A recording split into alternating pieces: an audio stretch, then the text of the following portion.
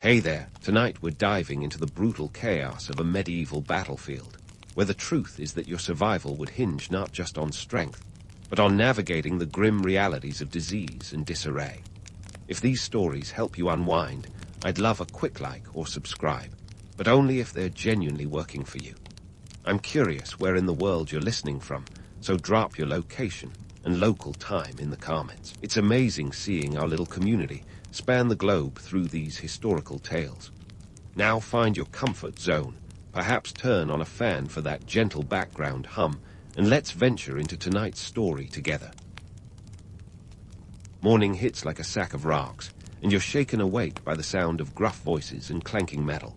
Welcome to your medieval campsite. Forget waking up to the smell of fresh brewed coffee. Here, it's a medley of sweat, damp earth, and stale bread. Ah, the breakfast of champions. Let's talk about what fuels these warriors of yesteryear because, spoiler alert, it's not avocado toast. You're getting your carbs from bread, lots of it. Bread was the medieval staple, medieval soldier's best friend, and it had more staying power than a tick-tock trend. But this bread isn't your fluffy supermarket loaf. It's dense, sturdy, and doubles as a weapon in a pinch. Add to that some pottage, a sort of medieval stew that's more water than anything else, and you've got your fuel for the day. If luck's on your side, there might be some salted pork to spice things up. But don't get too excited. This isn't a Michelin-starred feast. It's survival fuel, plain and simple. Let's shift gears to the main event, the armor. Now, if you think suiting up for battle was a casual affair, brace yourself. Outfitting yourself for combat was the medieval equivalent of buying a sports car, eye-wateringly expensive. A full suit of armor could set you back around £40 sterling.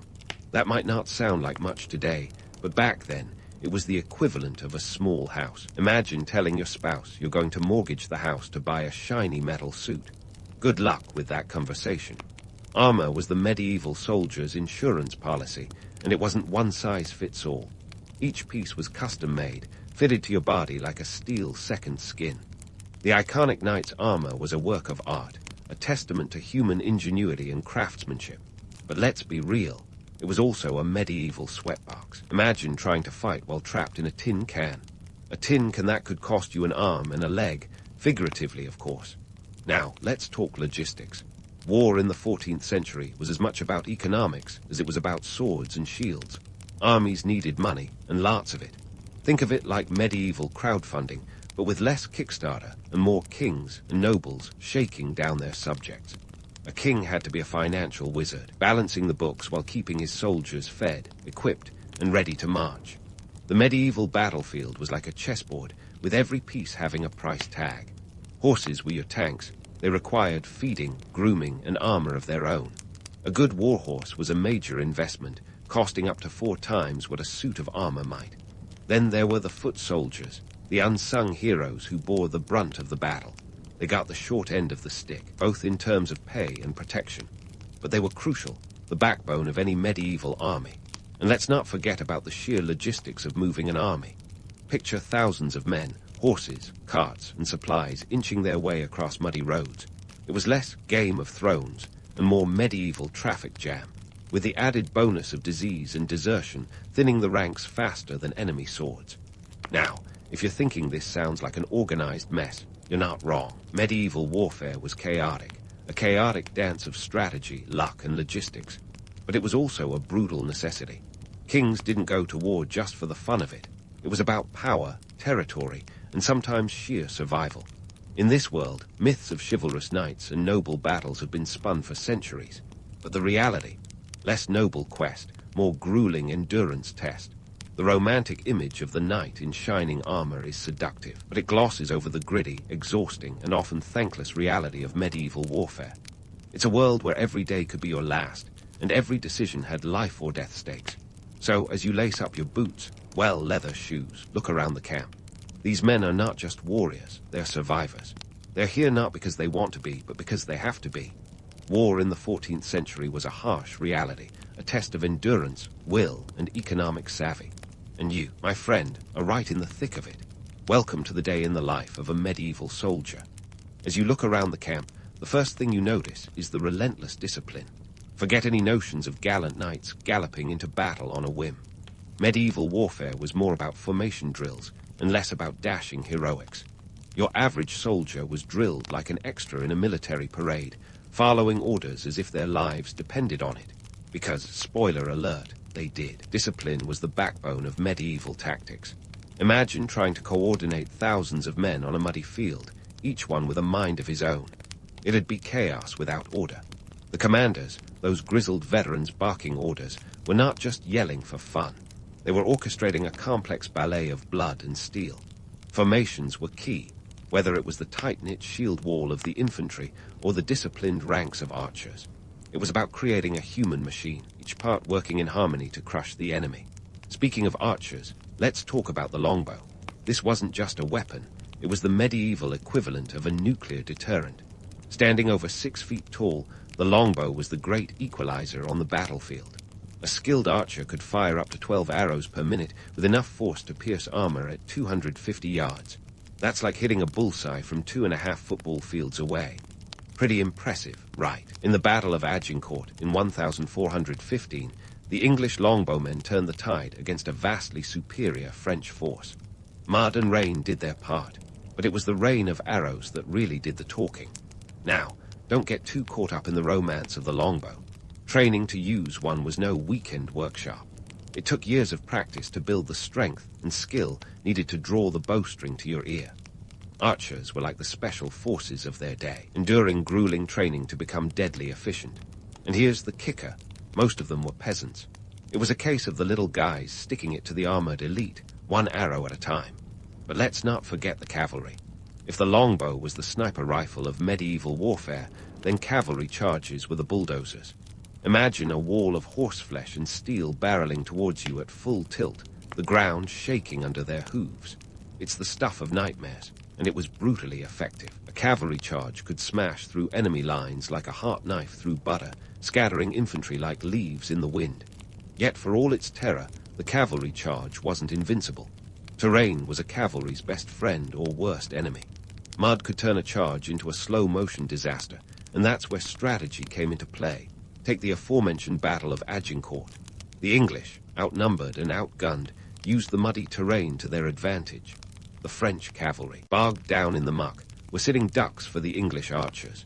It was a classic case of brains over brawn, and it changed the course of the 100 Years' War.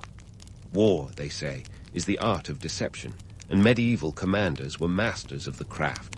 Strategies were as much about mental games as physical prowess. Feigned retreats, surprise flanking maneuvers, and night attacks were all part of the medieval playbook. Leaders like William the Conqueror at Hastings in 1066 knew that sometimes the best way to win was to make your enemy think they were winning, right up until they weren't. Now, let's take a step back and consider the bigger picture. Why did these battles even happen? Land, power, religion. It was always about more than just swords and shields.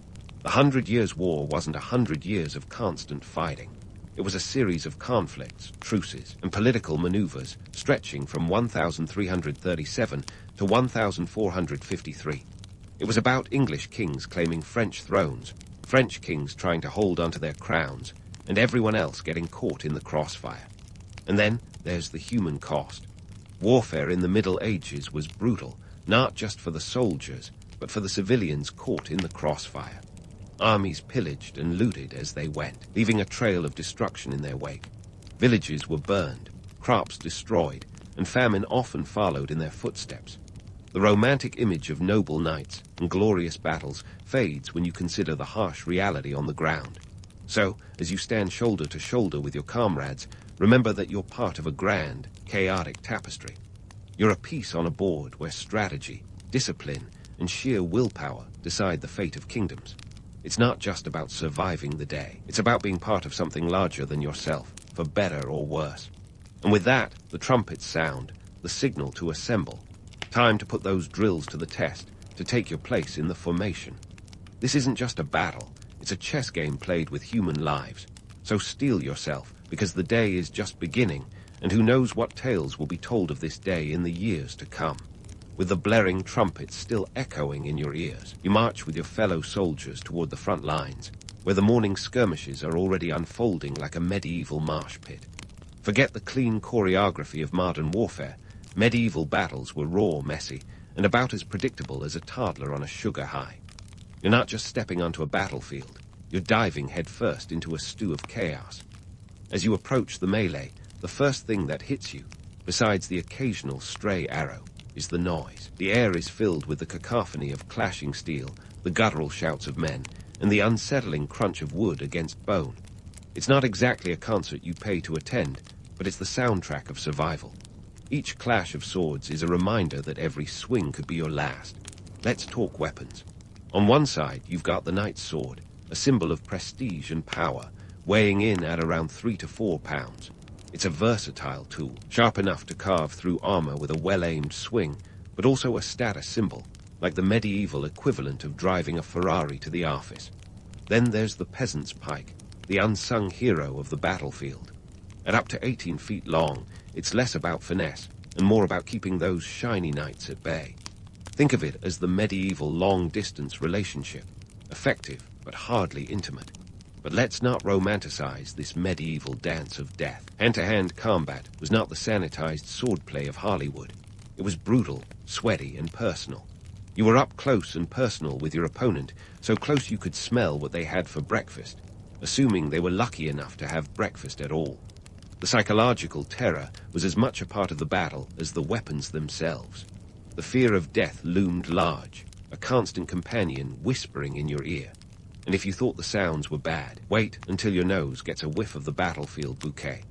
Picture this: the metallic tang of blood, the earthy scent of disturbed soil, and the unmistakable stench of human sweat and fear. It's less Chanel, no. 5 and more eau de carnage. The medieval battlefield was a sensory overload, a full-body experience that no amount of training could fully prepare you for. But let's say you're one of the lucky ones who survives the morning skirmish with all your limbs intact. Congratulations. Now brace yourself for the medieval version of healthcare. Spoiler, it's not pretty. If you got wounded, you'd have to rely on battlefield surgery, which was more carpentry than medicine. Surgeons worked with a toolkit that included saws and knives, often without anesthesia. That's right, folks. No painkillers, just good old-fashioned grit, and possibly a swig of whatever alcohol was on hand. Medieval medicine was a dicey affair, with more emphasis on balancing bodily humors than on germ theory, which, surprise, hadn't been invented yet. Surgeons might slap a poultice of honey and moldy bread on your wound, hoping it would do more good than harm. Infection was the real enemy, and it didn't take many days for a minor cut to turn into a life-threatening issue. Amputation was a common solution to infection, and if you survived the surgery, you might have to deal with gangrene, which had a 50% mortality rate. Not exactly the odds you want to bet on, but let's zoom out for a moment. Why were these men willing to risk life and limb in such a grisly spectacle? The answer, as always, lies in power, land, and survival. Wars were fought for kings and countries, but the men on the ground fought for their families, their homes, and their place in a society that often gave them the short end of the stick. War was a chance for glory, for a better life, or at least the hope of one.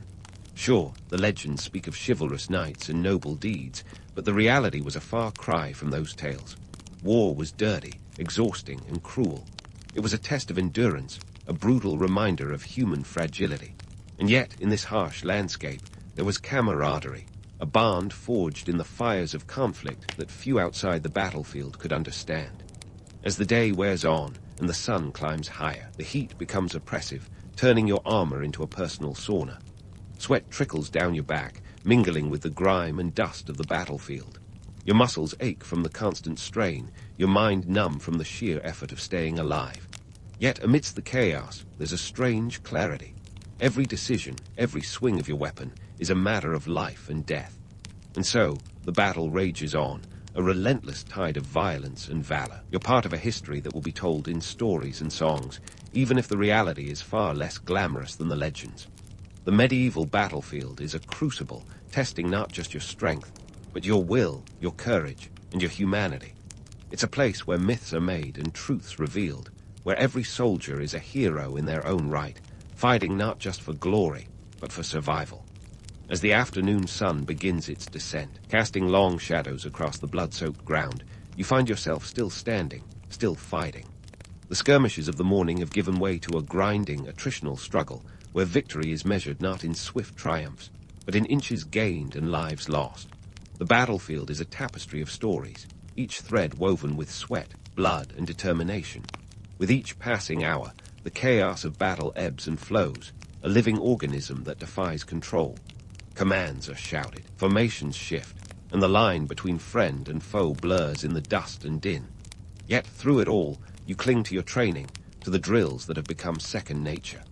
In this crucible of conflict, discipline is your anchor, the thin thread that keeps you tethered to life.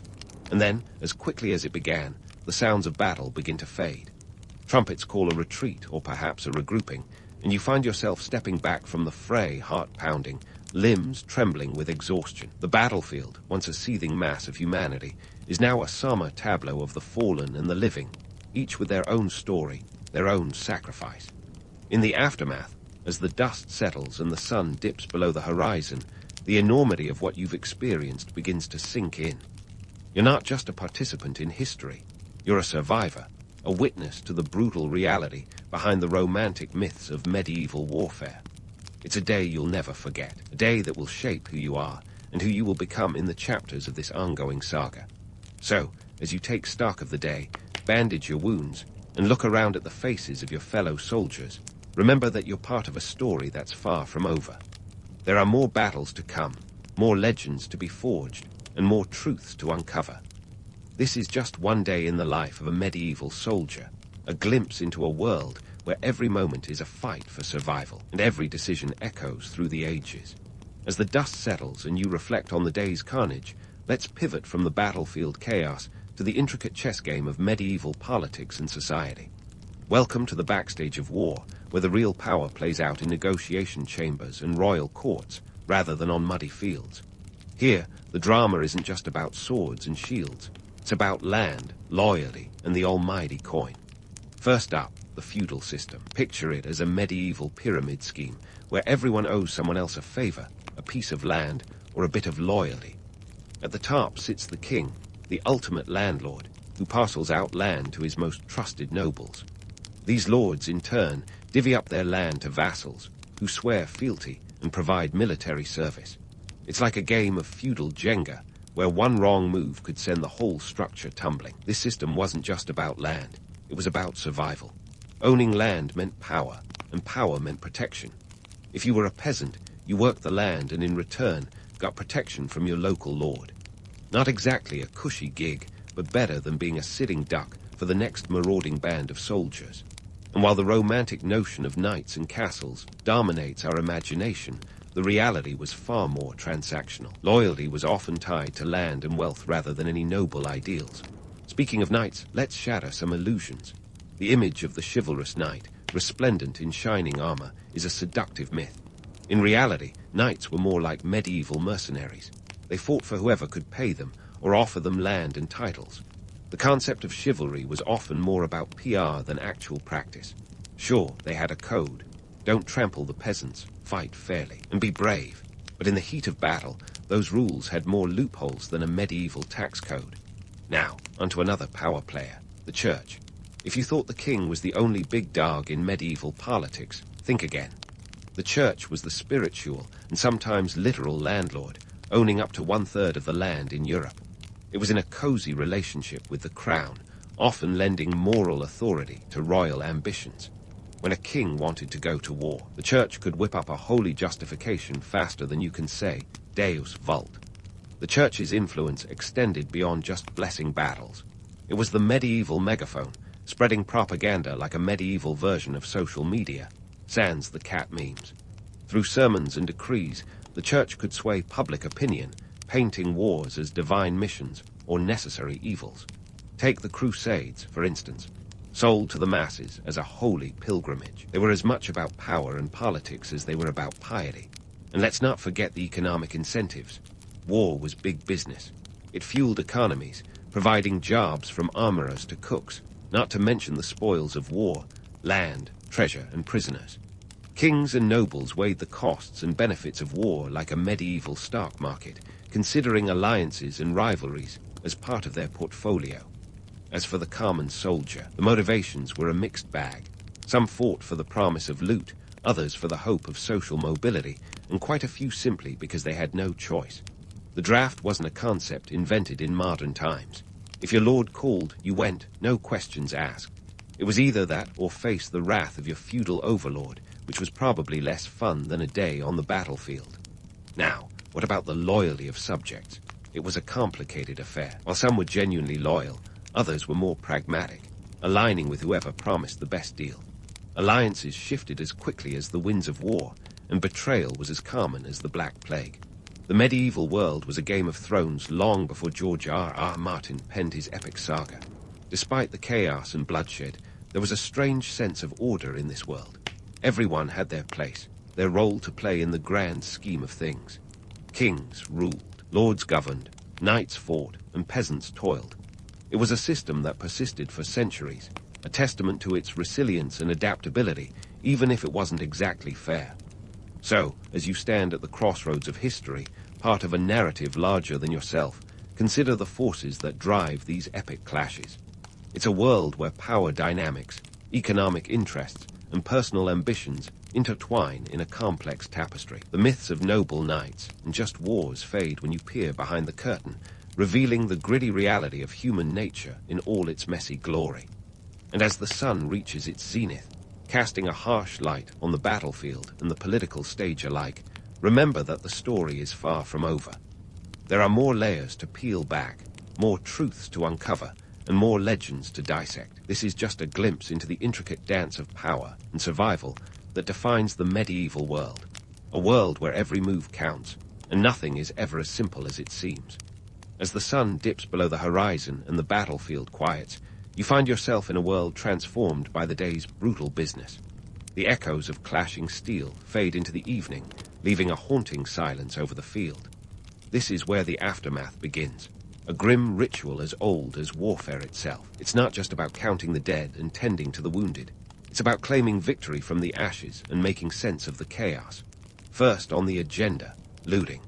Ah yes, the medieval soldier's version of a paycheck. After all, who needs direct deposit when you've got spoils of war? With armies often paid irregularly, or not at all, looting was a perk of the job. Soldiers scavenged the battlefield like bargain hunters at a flea market, stripping armor, weapons, anything of value from the fallen. The irony isn't lost here. The very tools of war became currency in its aftermath. Dividing the spoils was a delicate business, a blend of camaraderie and cutthroat competition. Commanders took their share, a finder's fee for leading the charge, while the rest trickled down the ranks. It was a medieval version of trickle-down economics, where the wealth rarely reached the bottom, leaving many soldiers with little more than memories and scars. Yet, in this brutal economy, every scrap counted, a tangible reminder of survival in a world that offered few guarantees. But with spoils came responsibilities, and here's where the grim work began. The dead didn't bury themselves, and leaving bodies to rot wasn't just unsightly, it was a health hazard. Disease could sweep through a camp faster than gossip, and a wise commander knew that burial was as much about sanitation as it was ceremony. Mass graves were common, a somber testament to the day's toll. There were no eulogies or last rites for most, just a hurried return to the earth, a final, anonymous resting place. Beyond the immediate aftermath, the long-term effects of medieval warfare rippled through society like a stone cast into a pond.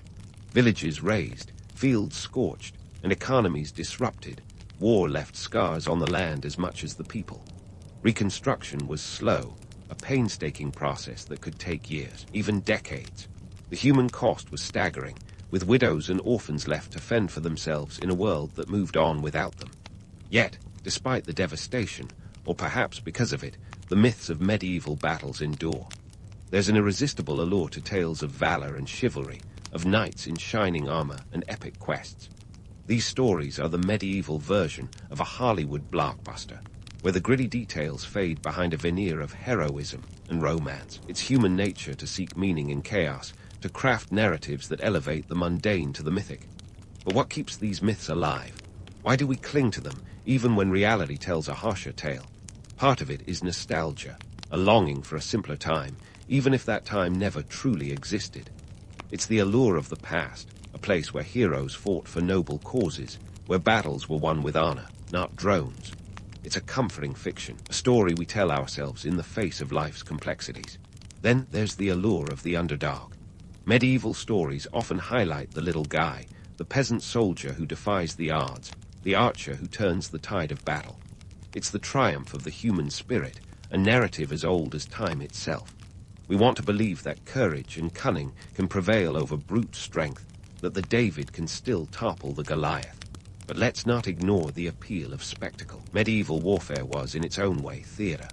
The pageantry of banners unfurling, the clash of armies, the sheer scale of human endeavor, it was history's original action movie. Even today, reenactments draw crowds, eager to glimpse a slice of the past, to feel the thrill of battle without the risk of losing life or limb. Yet, behind the myths and legends lies a more profound truth. Medieval warfare was a crucible, a test of human endurance and ingenuity. It shaped societies, redrew borders, and transformed cultures. It was both destroyer and creator, a force of chaos and change that left nothing untouched. The legacy of these battles extends beyond the battlefield, woven into the very fabric of our history. As you stand at the edge of history, reflecting on the day's lessons, remember this: the past is a mirror, reflecting both our worst fears and our highest hopes. It's a reminder of the cost of conflict and the resilience of the human spirit, a testament to the complexity of our shared story. So, as the night falls and the world turns once more, carry with you the tales of those who came before, the myths and the realities, and let them guide you in the ongoing saga of history. The sun barely peeks over the horizon, casting a sleepy glow over ancient China, circa 200 BCE. You, a weaver, stretch your stiff limbs, ready to do what you do best, transform the raw bounty of nature into something spectacularly useful. Because let's be real, folks, in this era, fashion isn't just about turning heads at the imperial court. It's about feeding your family and keeping the wheels of the economy well-oiled. First things first, you grab your trusty loom. This contraption, a marvel of ancient ingenuity, is the backbone of your trade.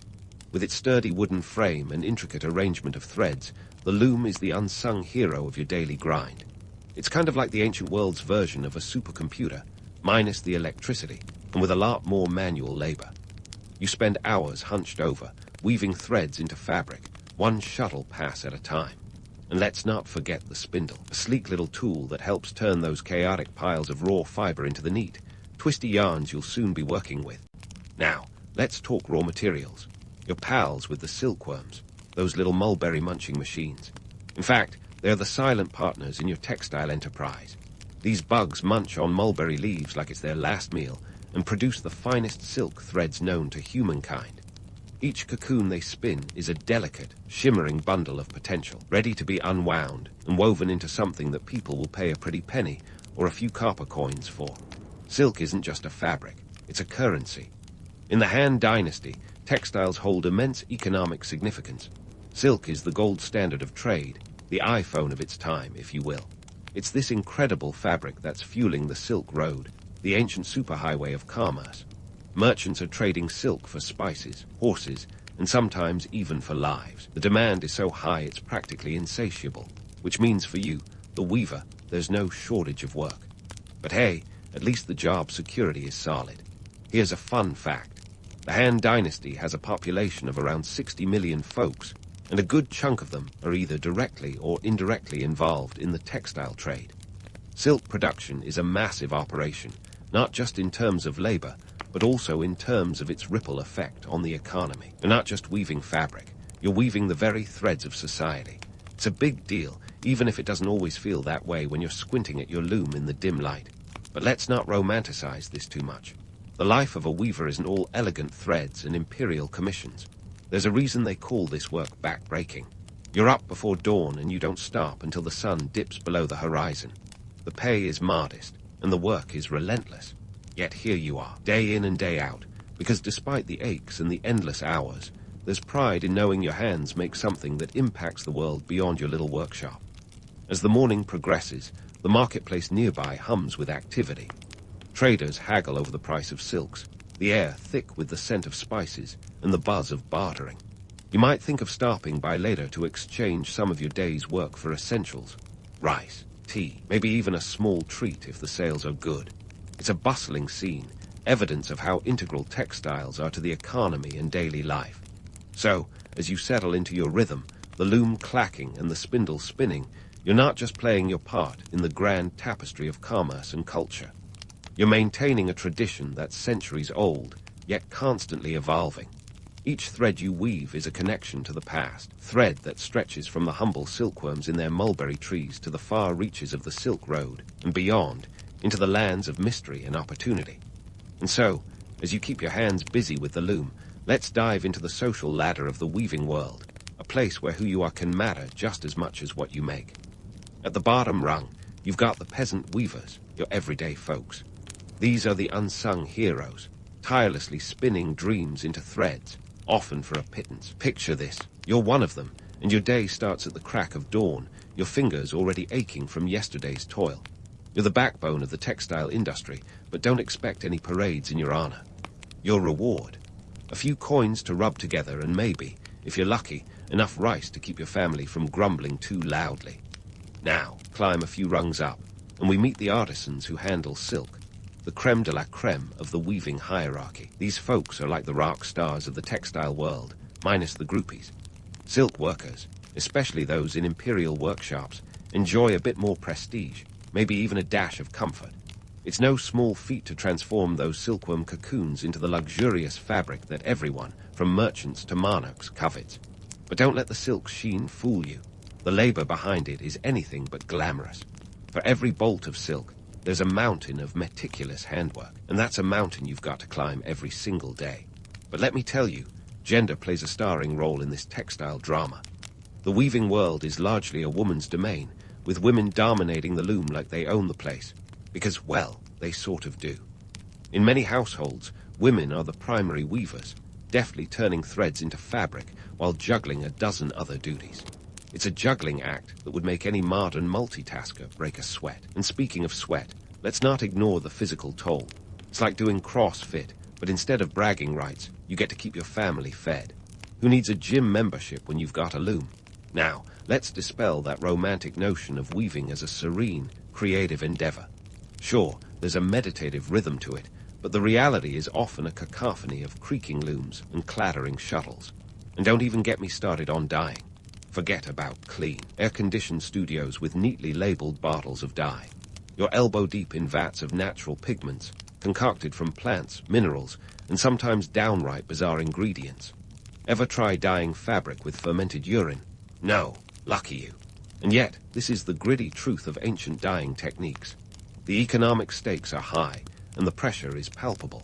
Silk isn't just another trade good. It's a linchpin in the grand chess game of ancient economies. Let's talk numbers.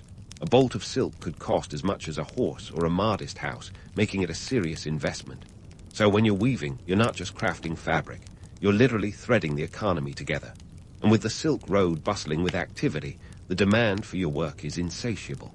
But, and it's a big but, class dynamics are as tangled as a basket of unspun yarn. While some artisans make a decent living, others, especially those in rural areas, barely scrape by. It's a world where privilege dictates not just your pay, but your entire weaving experience. If you're tied to a wealthy patron or imperial court, you might enjoy a few perks, like a roof that doesn't leak or meals that don't consist solely of rice. Yet for most, the toil remains the same, the grind relentless. And so, as the sun climbs higher in the sky, casting long shadows over your modest workshop, you're reminded of your place in this vast, interconnected world.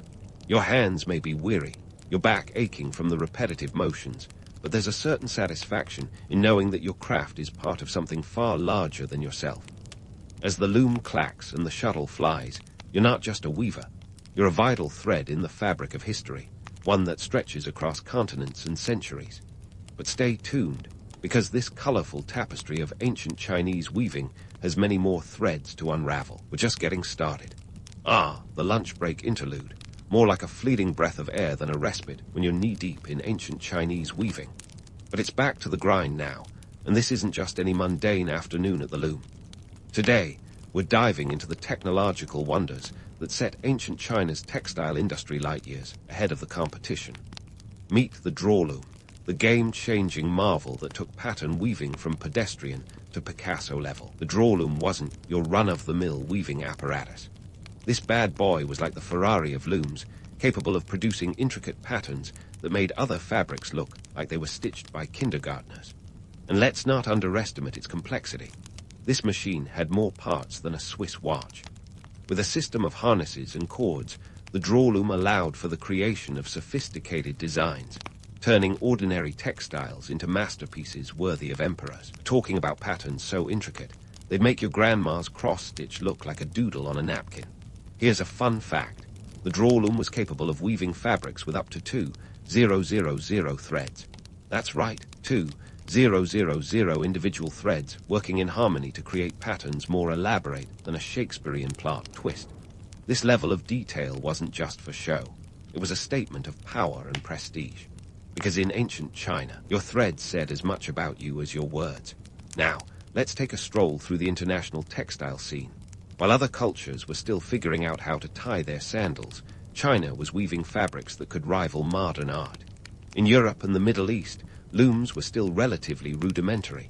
They could produce some nice stripes or simple geometric designs, sure, but nothing that would make you gasp in awe. The draw loom, on the other hand, was the ancient equivalent of a mic drop. Other cultures looked at China's textile prowess with a mixture of envy and admiration, kind of like how we feel about people who can actually fold a fitted sheet. But why all this effort for a piece of fabric, you ask? Well, in the world of ancient politics, your fabric was your calling card. Elaborate textiles weren't just about keeping warm or looking fly. They were symbols of status and power. Wearing a richly woven robe was like driving a top-of-the-line sports car.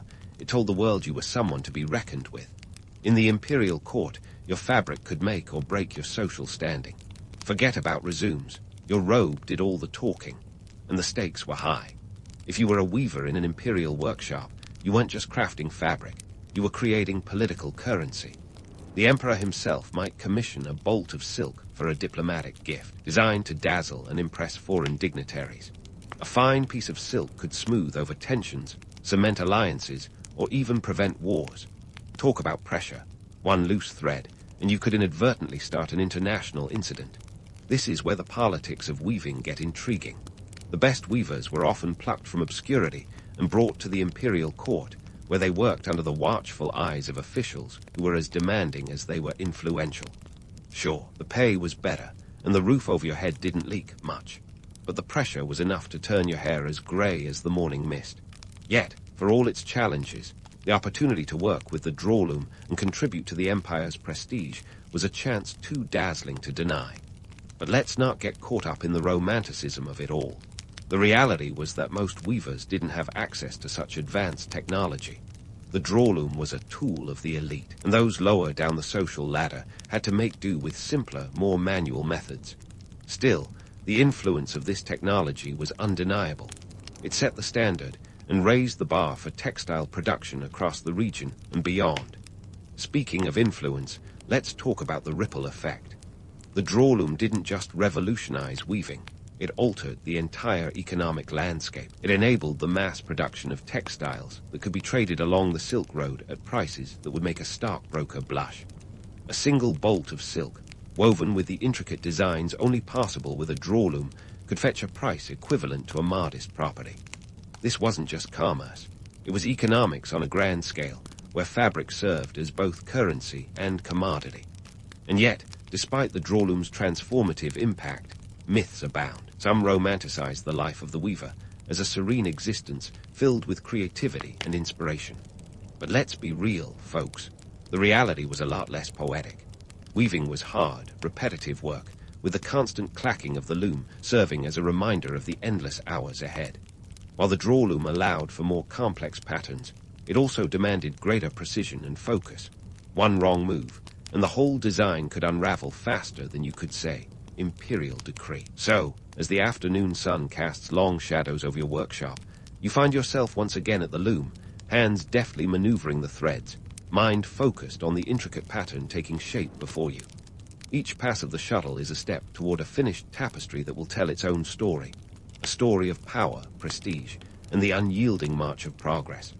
As you work, you're not just crafting fabric, You're weaving the very fabric of history, one thread at a time. But don't get too comfortable. There's still much more to unravel in this tale of textiles. We've only just begun to scratch the surface of ancient China's weaving world, and the threads of intrigue and innovation continue to beckon. Stay tuned, because the loom has many more secrets to reveal, and we're just getting started on this journey through the warp and weft of history. And just like that, we're diving headfirst into the murky waters of myth and reality, a place where emperors strut around in silk robes that seem more suited for a guard than a mortal ruler. But hold your horses, or silkworms, before we get too swept away in the opulence. Silk in ancient China wasn't just about looking good. It was a cultural juggernaut, a shimmering tapestry where legends and propaganda were woven tighter than a drawloom's warp and weft. Let's kick things off with the legendary Yellow Emperor, Huangdi, often depicted draped in robes spun from the finest silk known to man or myth. Legend has it that his consort, Lizu, discovered the secret of silk after a cocoon fell into her teacup. With a gentle tug, she unraveled a thread so fine, so lustrous, it redefined luxury. That's the lovely story, anyway, served with a side of mysticism and a sprinkle of divine intervention. But here's the kicker. These tales weren't just bedtime stories. They were carefully crafted pieces of imperial propaganda, as intricate as the silk itself. In reality, silk symbolized power and prestige, a visual declaration of wealth and authority.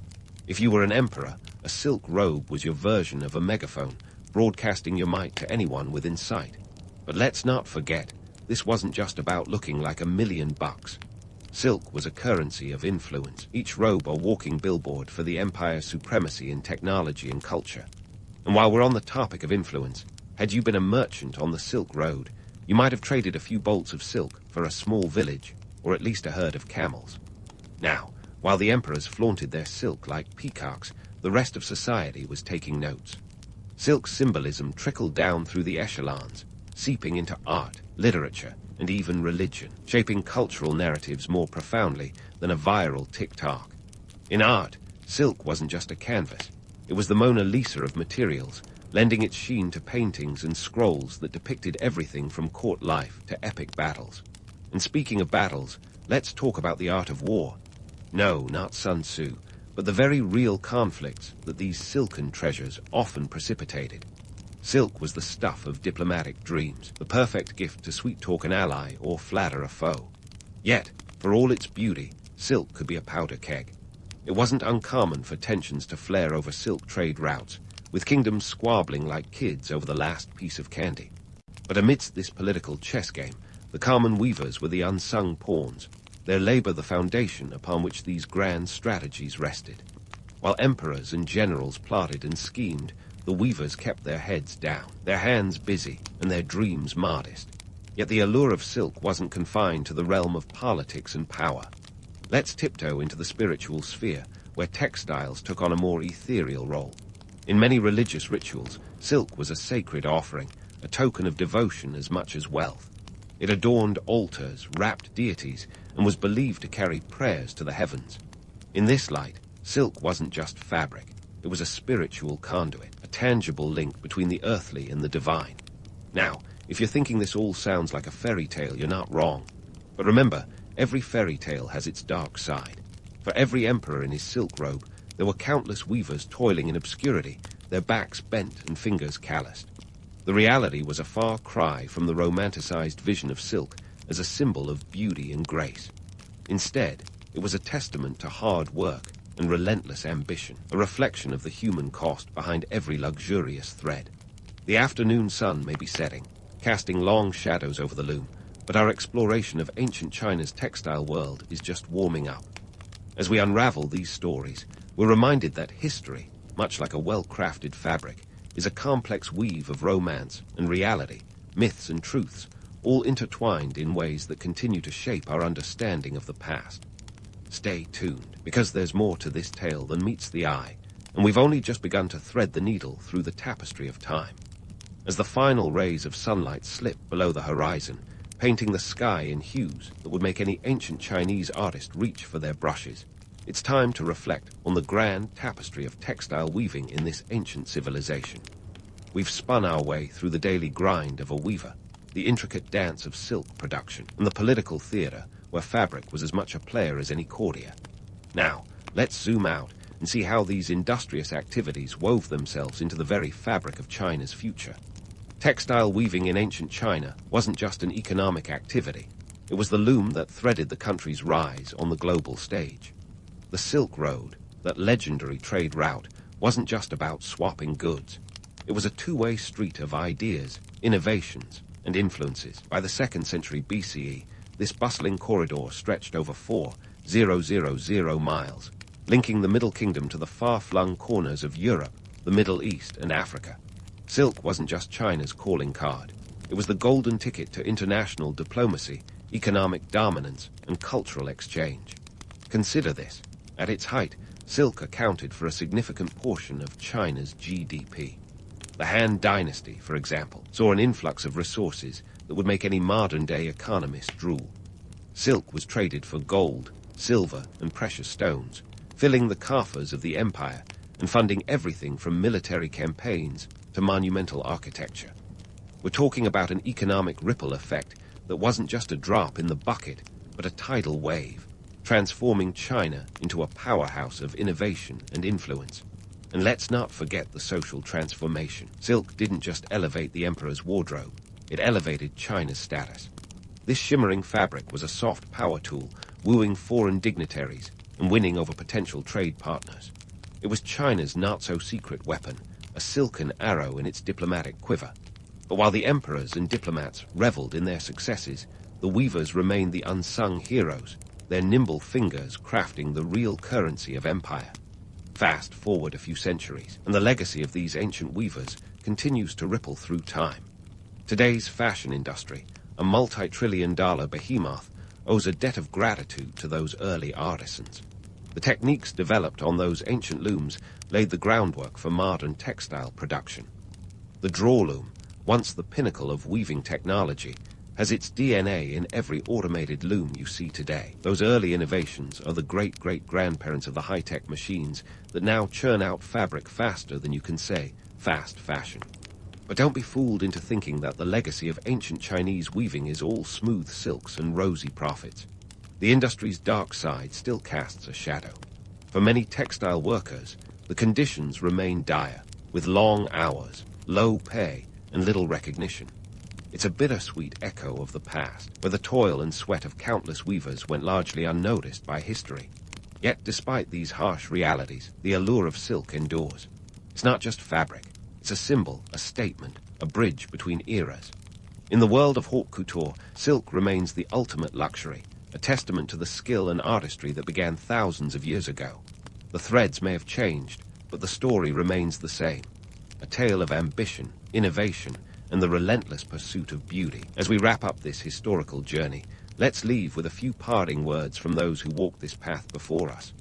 The silk train never stops, goes an old Chinese proverb, a nod to the continuous flow of trade and culture along the Silk Road. And from the great historian Sima Qian, a reflection on the weaver's art. To weave is to dance with the threads of destiny. So, next time you slip into a silk garment, remember the weavers of ancient China who, with each pass of the shuttle, wove not just fabric, but the very tapestry of history. Their legacy is a reminder that behind every thread, there's a story waiting to be told, a story of resilience, creativity, and the enduring human spirit. And with that, we've tied off the last of our threads, leaving you with a richer understanding of the world these weavers helped to create. Here's to the silent heroes of the loom, whose work continues to shape our lives in ways both seen and unseen. In the bustling streets of Tangya in 1325, where the air was a heady mix of spices, sweat, and ambition, a 21-year-old law student named Ibn Battuta found himself on the brink of the greatest adventure of his life. Studying Islamic law was all well and good, but the pull of the open road was stronger than the call of legal tomes. So, in a decision that would make any modern-day wanderluster proud, he decided to pack it all up and head to Mecca for the Hajj. No big deal, just a casual 3,000-mile trek across deserts and mountains, with the odd bandit or sandstorm thrown in for good measure. Now, you might think a journey like this required a fat purse, But hold your camels. The economic realities of the 14th century were a far cry from today's credit cards and frequent flyer miles. Ibn Battuta, armed with a modest amount of dinars and a whole lot of nerve, was about to embark on what we now call the mother of all gap years. Back then, travel wasn't a luxury. It was an arduous necessity for anyone who wanted to see the world beyond their village. Trade routes were the veins and arteries of the medieval world, pulsing with the movement of goods and ideas. And Ibn Battuta was about to become a part of this grand circulation. Setting out from Morocco, its first destination was Egypt, a land of pyramids and pharaohs that had fascinated travelers for centuries. The logistics of such a journey might seem daunting to us, with our GPS and travel apps, but Ibn Battuta had only the stars and the well-trodden paths of traders to guide him. The cost of travel was no small matter either. While today's budget traveler might balk at airline fees, Ibn Battuta had to consider the price of camels, the tolls at city gates, and the ever-present possibility of having to bribe a less than hospitable border guard. But why Mecca, you ask? Apart from the religious call, the Hajj was the medieval equivalent of a networking event. Merchants, scholars, and pilgrims gathered from all corners of the Islamic world, exchanging not just goods, but also stories, knowledge, and opportunities. For a young man like Ibn Battuta, it was the chance to see the world and maybe, just maybe, make a name for himself. Traversing the Sahara was a far cry from crossing the street. It wasn't just vast. It was a test of endurance, patience, and negotiation skills. Camels, the stalwarts of desert travel, could set you back a few dinars, and you had to know how to haggle for a fair price. The distance to Mecca was roughly equivalent to walking from New York to Los Angeles, with the added thrill of dodging robbers instead of traffic. As our intrepid traveler trudged along, he joined caravans, the medieval version of a carpool, except instead of splitting gas money, you shared food stories and occasionally the burden of fending off bandits. This wasn't just a journey to a holy site. It was a crash course in survival, economics, and cultural exchange. Despite the romantic notions we might have about these ancient travels, the reality was often harsh. Food could be scarce, water even scarcer, and the threat of illness a constant companion. Yet for Ibn Battuta, every hardship was a stepping stone on the path to adventure. His journey was fueled by curiosity and a touch of the wanderlust that still drives explorers today. So there he was, a young man on the brink of history, his journey a tapestry woven with the threads of commerce, religion, and the unyielding human spirit. The road ahead was long, but Ibn Battuta was ready, his heart set on Mecca, and his eyes set on the horizon, where the sun dipped below the sands, promising endless possibilities. And so, with Mecca glimmering on the horizon like a distant mirage, Ibn Battuta found himself smack in the middle of North Africa, a region bursting with its own brand of charm and chaos. If anyone thought that the road to enlightenment was paved with gold, they'd find themselves knee-deep in the gritty reality of medieval geopolitics. Our intrepid traveler was about to discover that navigating this part of the world meant wrestling with pirates and wrangling with bureaucrats, both of whom had perfected the art of complicating a perfectly good plan. Let's start with the pirates, those swashbucklers of the Mediterranean who would have given any Disney protagonist a run for their doubloons.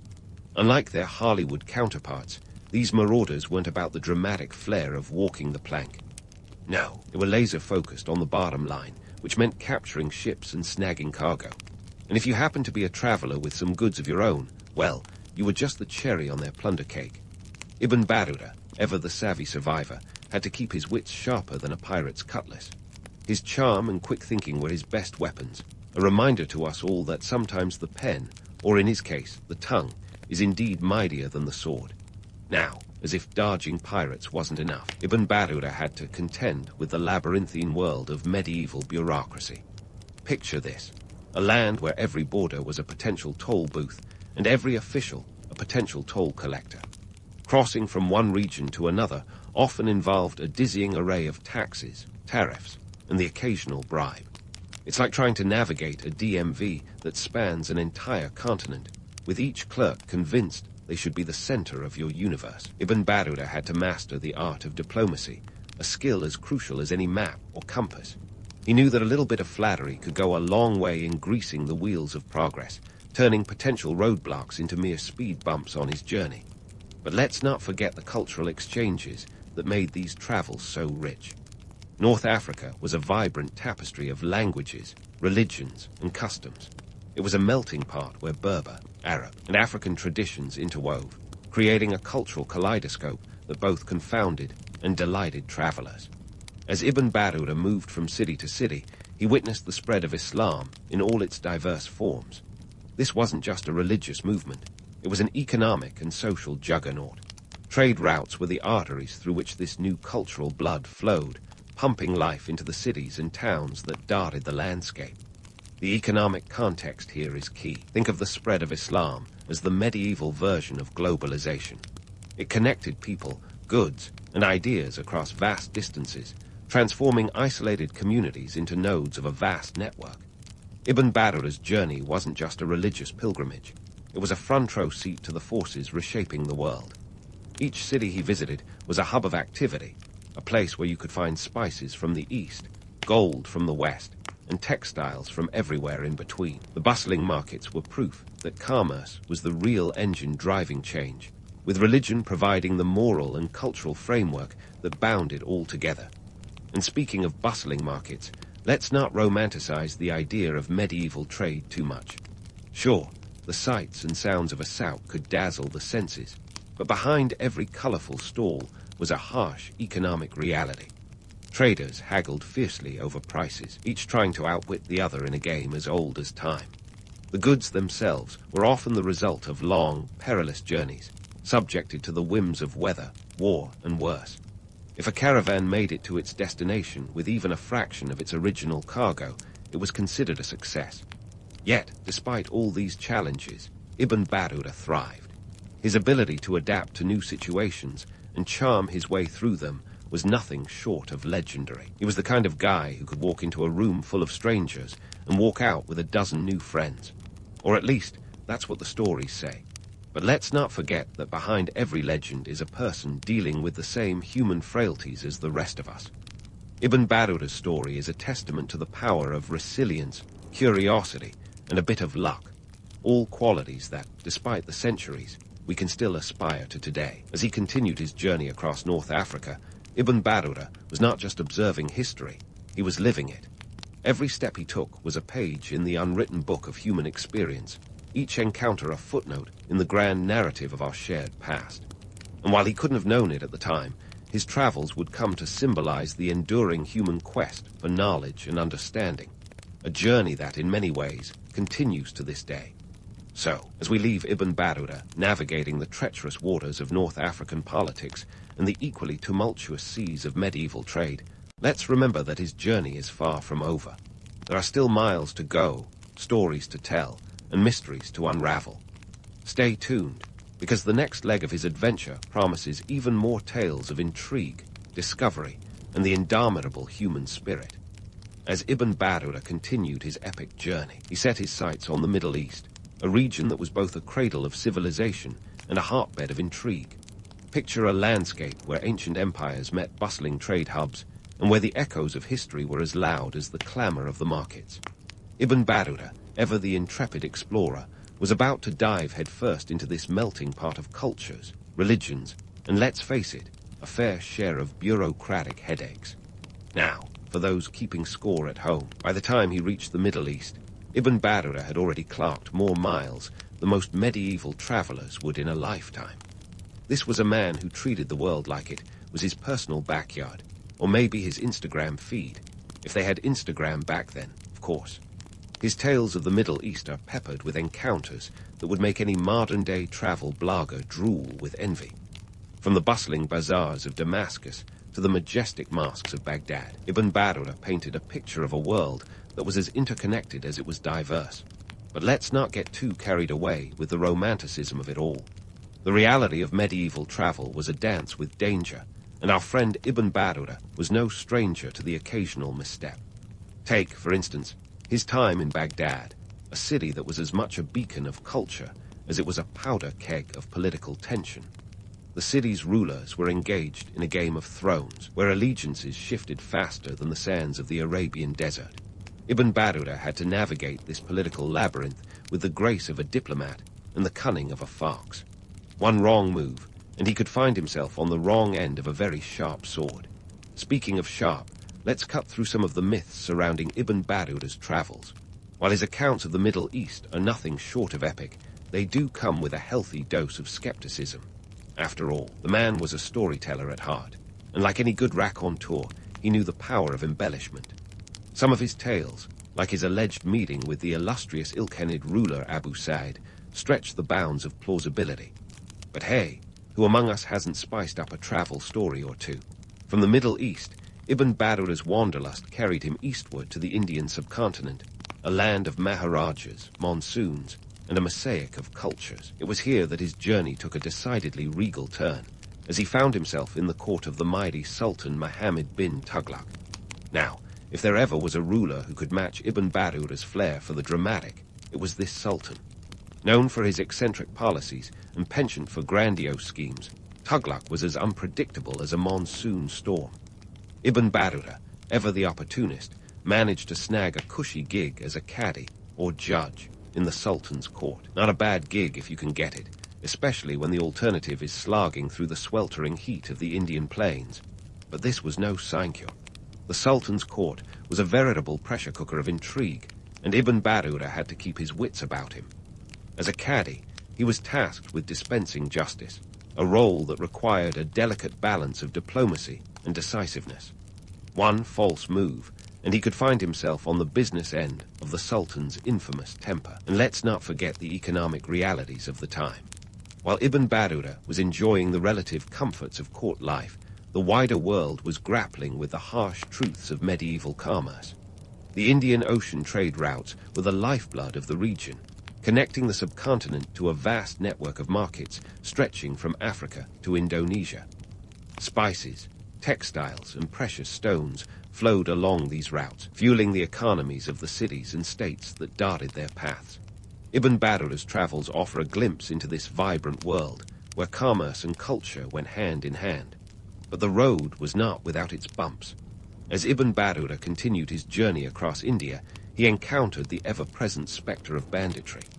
The countryside was rife with highwaymen who viewed travelers as little more than walking treasure chests. Our intrepid traveler had to employ all his cunning and charisma to navigate these perilous paths.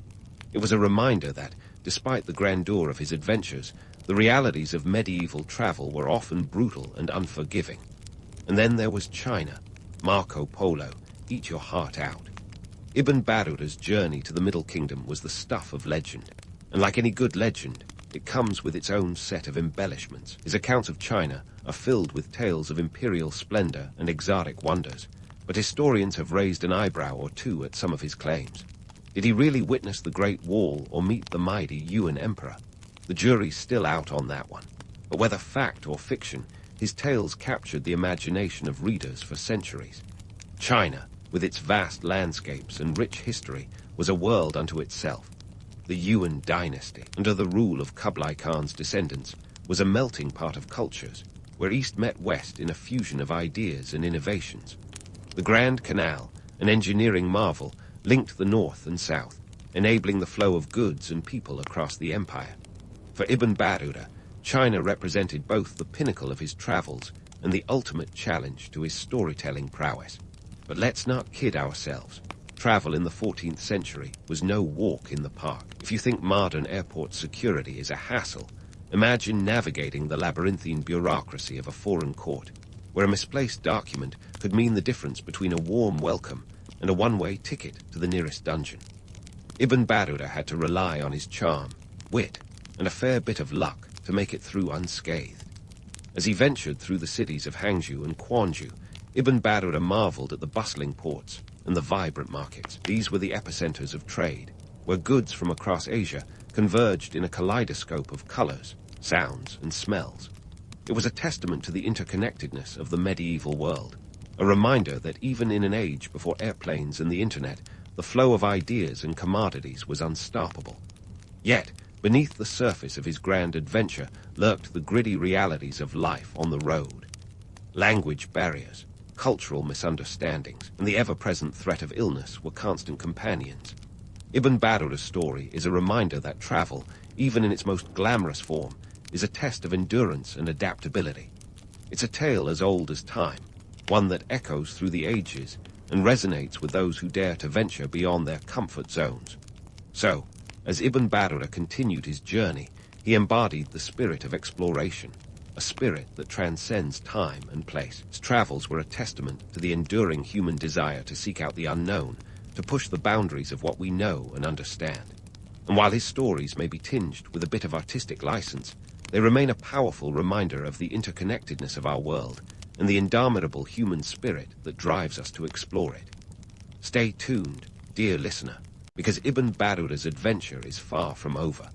There are more lands to traverse, more cultures to encounter, and more myths to unravel.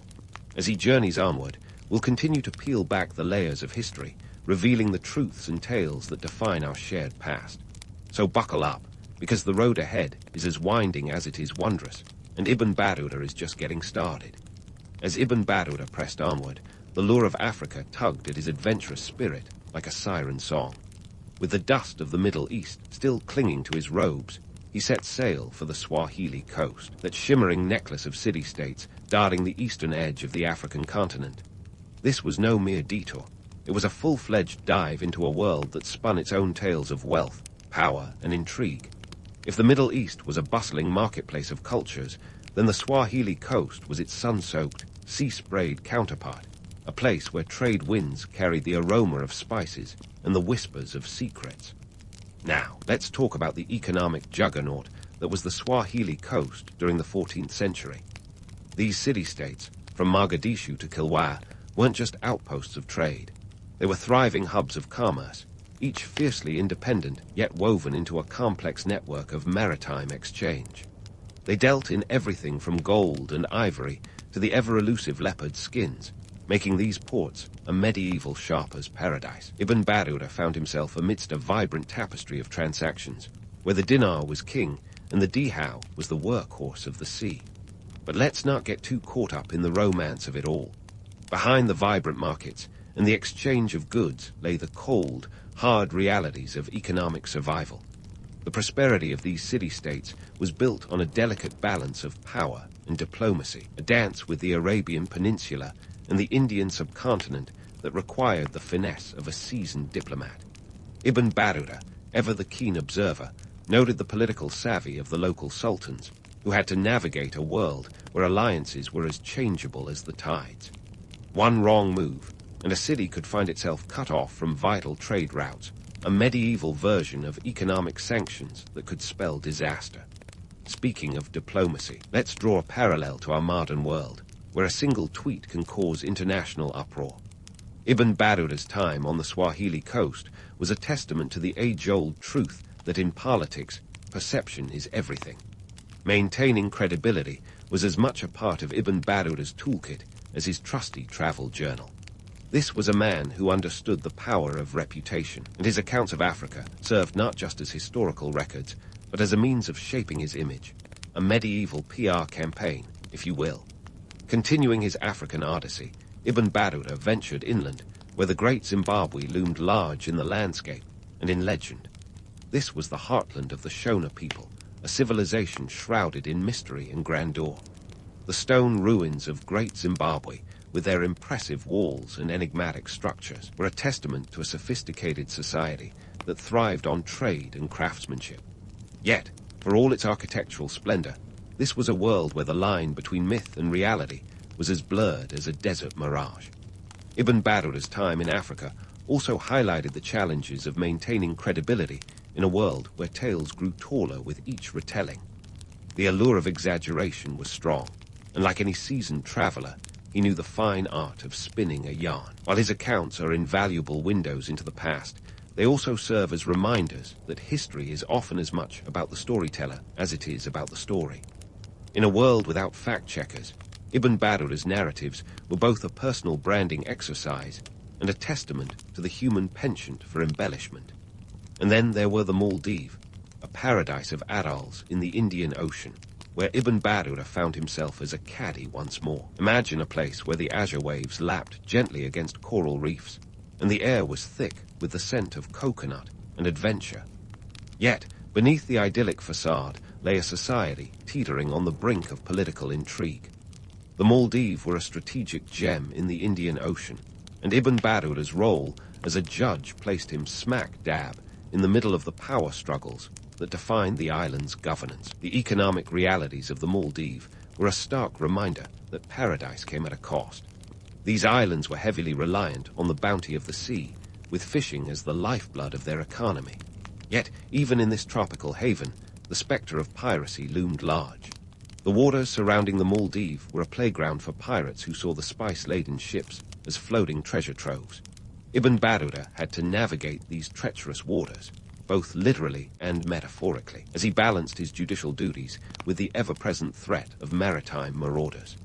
In the Maldives, as elsewhere, Ibn Battuta's account served as both a travelogue and a testament to the complexities of governance. His time here was a case study in the art of diplomacy, where the ability to mediate disputes was as valuable as any treasure. The political intrigues he encountered were a reminder that even in paradise, power struggles were never far from the surface. The islands were a microcosm of the broader world, where alliances were forged and broken with the ebb and flow of the tides.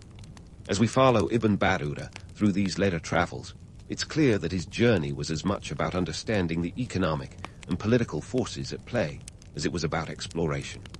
His accounts are a rich tapestry of fact and fiction, a blend of observation and imagination that captures the spirit of an era defined by curiosity and connection. Through his eyes, we see a world where commerce and culture intertwined, where the boundaries of the known world were constantly being redrawn by those bold enough to venture beyond them.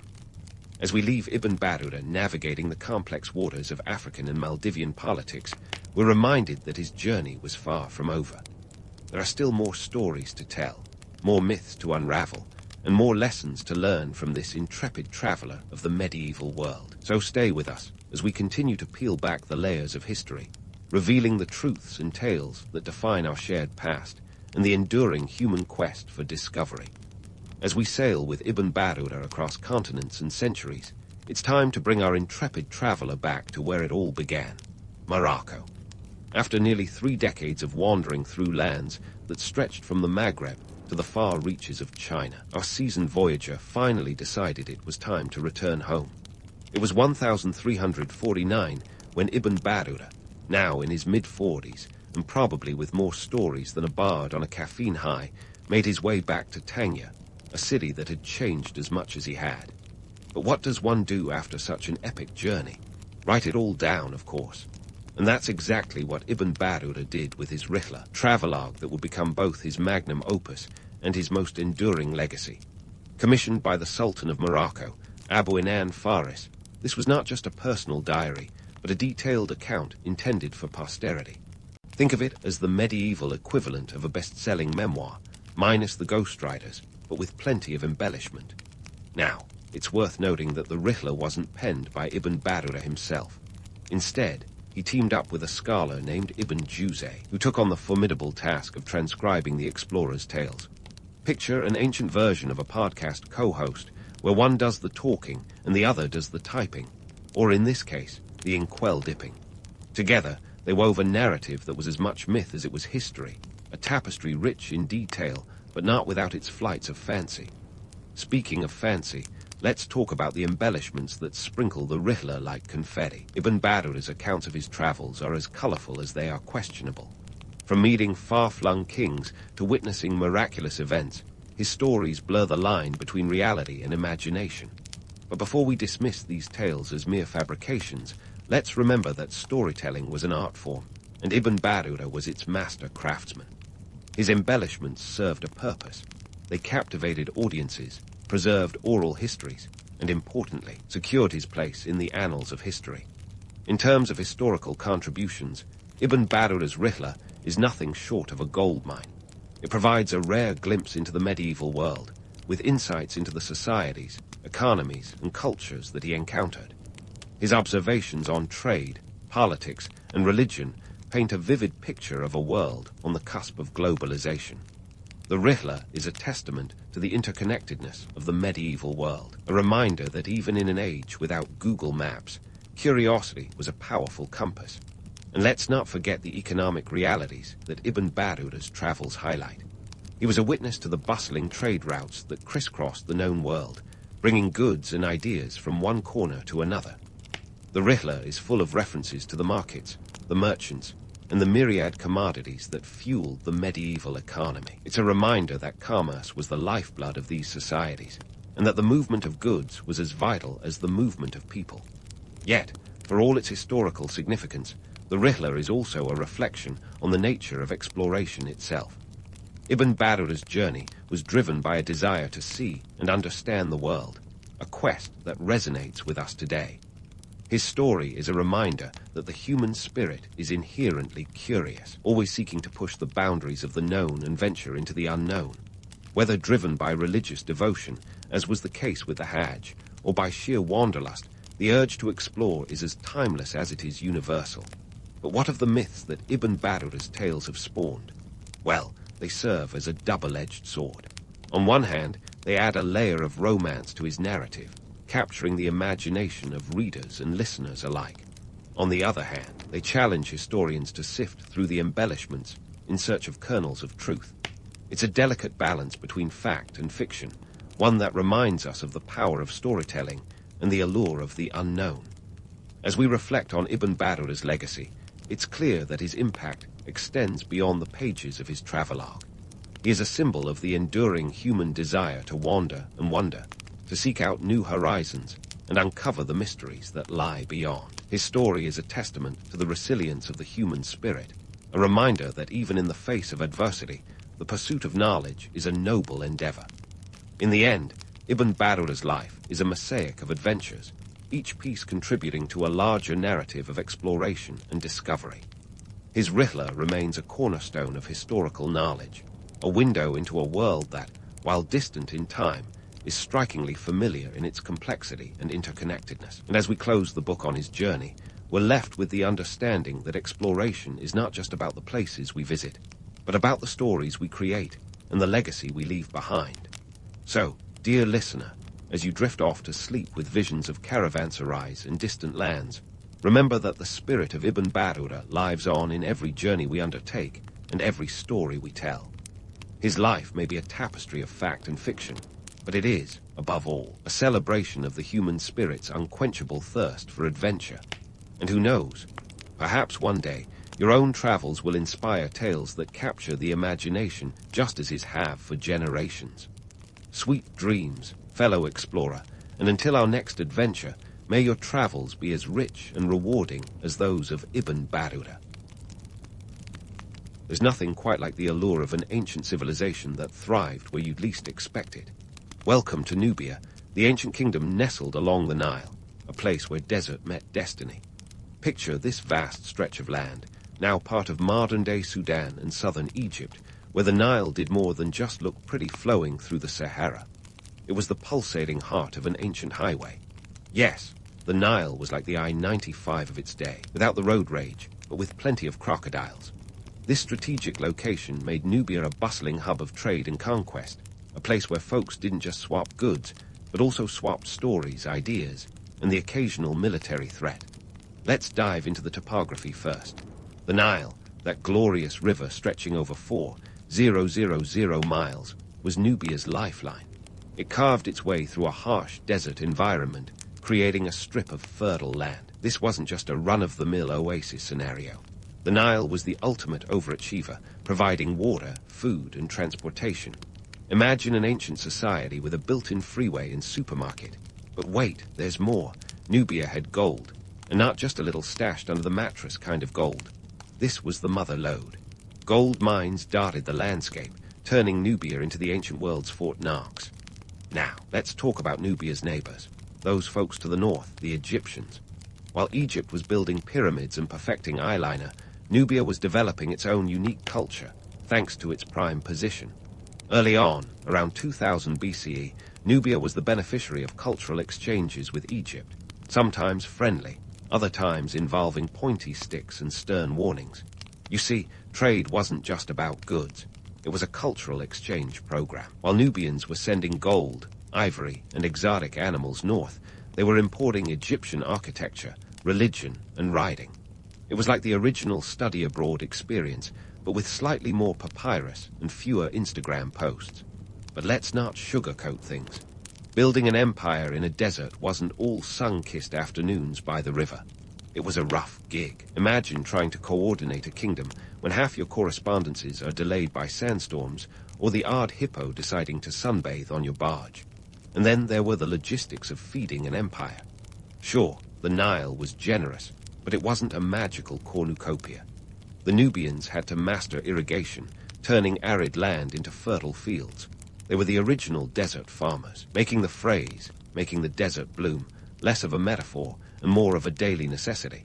But what really sets Nubia apart is the emergence of its first kingdoms around 2000 BCE.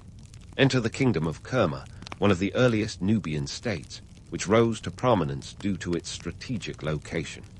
Kerma became a trading powerhouse, its influence stretching far and wide. It was like the Amazon of the ancient world, minus the prime membership and same-day delivery. Kerma was a big deal, and it held its own against Egypt, which is no small feat considering Egypt's habit of annexing anything that cast a shadow in the desert. Kerma had its own unique flair, with impressive mud brick architecture that made even the Egyptians do a double take. And while the Egyptians were busy chiseling hieroglyphs, Kerma developed its own distinct pottery and art forms. This wasn't just about survival, it was about style. They had their own royal burials, complete with cattle skulls and grave goods aplenty, because why not take a herd with you to the afterlife? But let's circle back to the trade aspect, the real heartbeat of Nubia. The kingdom was a crossroad for African, Arabian, and Mediterranean cultures. The Nubians were the middlemen of the ancient world, facilitating exchanges that went beyond mere commerce. They were the original influencers, shaping tastes and trends across continents. Gold, ivory, incense, and exotic animals flowed like, well, the Nile itself. Nubia was like a giant ancient market where everyone wanted a piece of the action. Of course, not everything was smooth sailing. There were your occasional border disputes, especially with Egypt, which had a habit of eyeing Nubia's resources like a kid in a candy store. Despite these tensions, there were periods of peace and cooperation, with intermarriages and alliances that blurred the lines between the two cultures. It was a complicated relationship, part frenemy, part family reunion gone awry. In this thriving environment, Nubia's influence spread, and its culture evolved, setting the stage for future kingdoms like Napata and Mereh. The seeds planted by Kerma would bear fruit in the form of powerful Nubian dynasties that would one day rule Egypt itself. But that's a story for another time. For now, it's enough to marvel at how Nubia emerged from the sands as a beacon of trade, culture, and power, a true testament to human ingenuity in the face of a challenging environment. So, as the sun sets over the Nile, casting its golden glow over the desert, it's worth taking a moment to appreciate the legacy of Nubia, a kingdom that rose from the sands, defying the odds and leaving an indelible mark on history. It's a reminder that even in the harshest conditions, greatness can flourish, and that, my friends, is a story worth telling. As the sun dips behind the ancient sands, let's shift our gaze from the golden glow of Nubia's legacy to the rise of the kingdom of Kush in the 8th century BCE. Picture it, a time when Kush wasn't just making waves, it was making history. This was a kingdom that was about to flip the script on its northern neighbors, Egypt, in a plot twist worthy of a Netflix binge watch. You see, while Egypt was busy admiring its own reflection in the Nile, Kush was quietly building an empire that would one day snatch the crown right off Egypt's head. Now, let's talk ambition. The rulers of Kush weren't just content to survive under Egyptian domination. They thrived, like a cactus in the desert or your houseplant that refuses to die. By the 8th century BCE, they were ready to rewrite the rulebook. Enter the Black Pharaohs, a line of kings that would prove sometimes the best offense is a good offense, especially when it comes to overthrowing your oppressors. The kingdom of Kush wasn't just sitting pretty with its gold mines and trade routes. Oh no, this was an economic powerhouse. The Nubians had a knack for sniffing out those lucrative trade opportunities, and they weren't about to let a little thing like Egyptian domination stop them. Their location was prime real estate on the ancient trade map. Gold flowed through Kush like caffeine through a tired college student's veins, fueling everything from lavish tombs to military campaigns. And let's not forget the trade routes that connected them to the Mediterranean, Arabian, and African worlds. It was like a global marketplace before global marketplaces were cool. But back to those black pharaohs. We've all heard the tales of power-hungry rulers who stopped at nothing for a bit of bling and a seat on the throne. Well, the Kushites were the original boardroom sharks. Led by Pi, a king with a flair for the dramatic, they staged the ultimate hostile takeover in 728 BCE. Pi wasn't content with just ruling Kush. He had his sights set on Egypt. And why not? If you're going to aim high, right? This wasn't just politics. This was a military campaign with pizzazz. Pi whipped his forces into shape and marched north with the kind of determination usually reserved for marathon runners and bargain hunters on Black Friday. And just like that, Pi and his successors turned the tables on Egypt, ruling as the 25th dynasty. It was a dynasty marked by a blend of Egyptian and Nubian cultures, a kind of ancient fusion cuisine. Pi's victory stele, a sort of ancient bragging rights carved into stone, tells us he conquered Egypt with a divine mandate, like he had the gods on speed dial. But let's not sugarcoat it. These weren't benevolent rulers showering Egypt with kindness. There were battles, there was bloodshed, and there were definitely some awkward family dinners. The appeal of the Black Pharaohs is undeniable. They were the underdogs who managed to rule one of the world's greatest ancient civilizations. But let's not get too starry-eyed. While their reign was marked by cultural and architectural achievements, it was also a time of political maneuvering and military might. The Kushites didn't just waltz into Egypt and take over with a handshake and a smile. It was a calculated power play, the kind you might see in a corporate boardroom or a high-stakes poker game. They were kings, after all, not saints. The economic might of Kush was a huge factor in their success. With gold aplenty and trade routes that made even the most seasoned merchant drool, they could fund armies, build temples, and keep the wheels of power turning smoothly. This wasn't just about hoarding wealth. It was about using it strategically to cement their place in history. Kush was a kingdom that understood the value of a well-placed investment, whether it was in military campaigns or monumental architecture. Yet, let's not forget the human element. Behind the grandeur were people living their lives, navigating a world where the sands of power shifted with the wind. It's easy to romanticize the Black Pharaohs as benevolent rulers, but the reality was far more complex. They were ambitious leaders who seized their moment with both hands, aware that power was as fleeting as the desert breeze. So, as we wind down this chapter of our story, remember that the rise of Kush was about more than just gold and glory. It was about a kingdom that defied the odds, turning the tables on its conquerors, and writing its own chapter in the annals of history. Stay tuned, because the saga of Nubia and Kush is far from over, and there's plenty more to uncover in the sands of time. And speaking of odds, let's not overlook the strategies that made Nubia a force to be reckoned with. The Kushites didn't just rely on luck and gold coins to keep their empire ticking. They had a bag of political tricks and military maneuvers that would make even Niccolo Machiavelli sit up and take notes. Picture military strategies like an ancient chessboard, but instead of pawns and knights, you had chariots and archers. The Nubians were masters of the battlefield, employing tactics that were as sharp as the spears they wielded.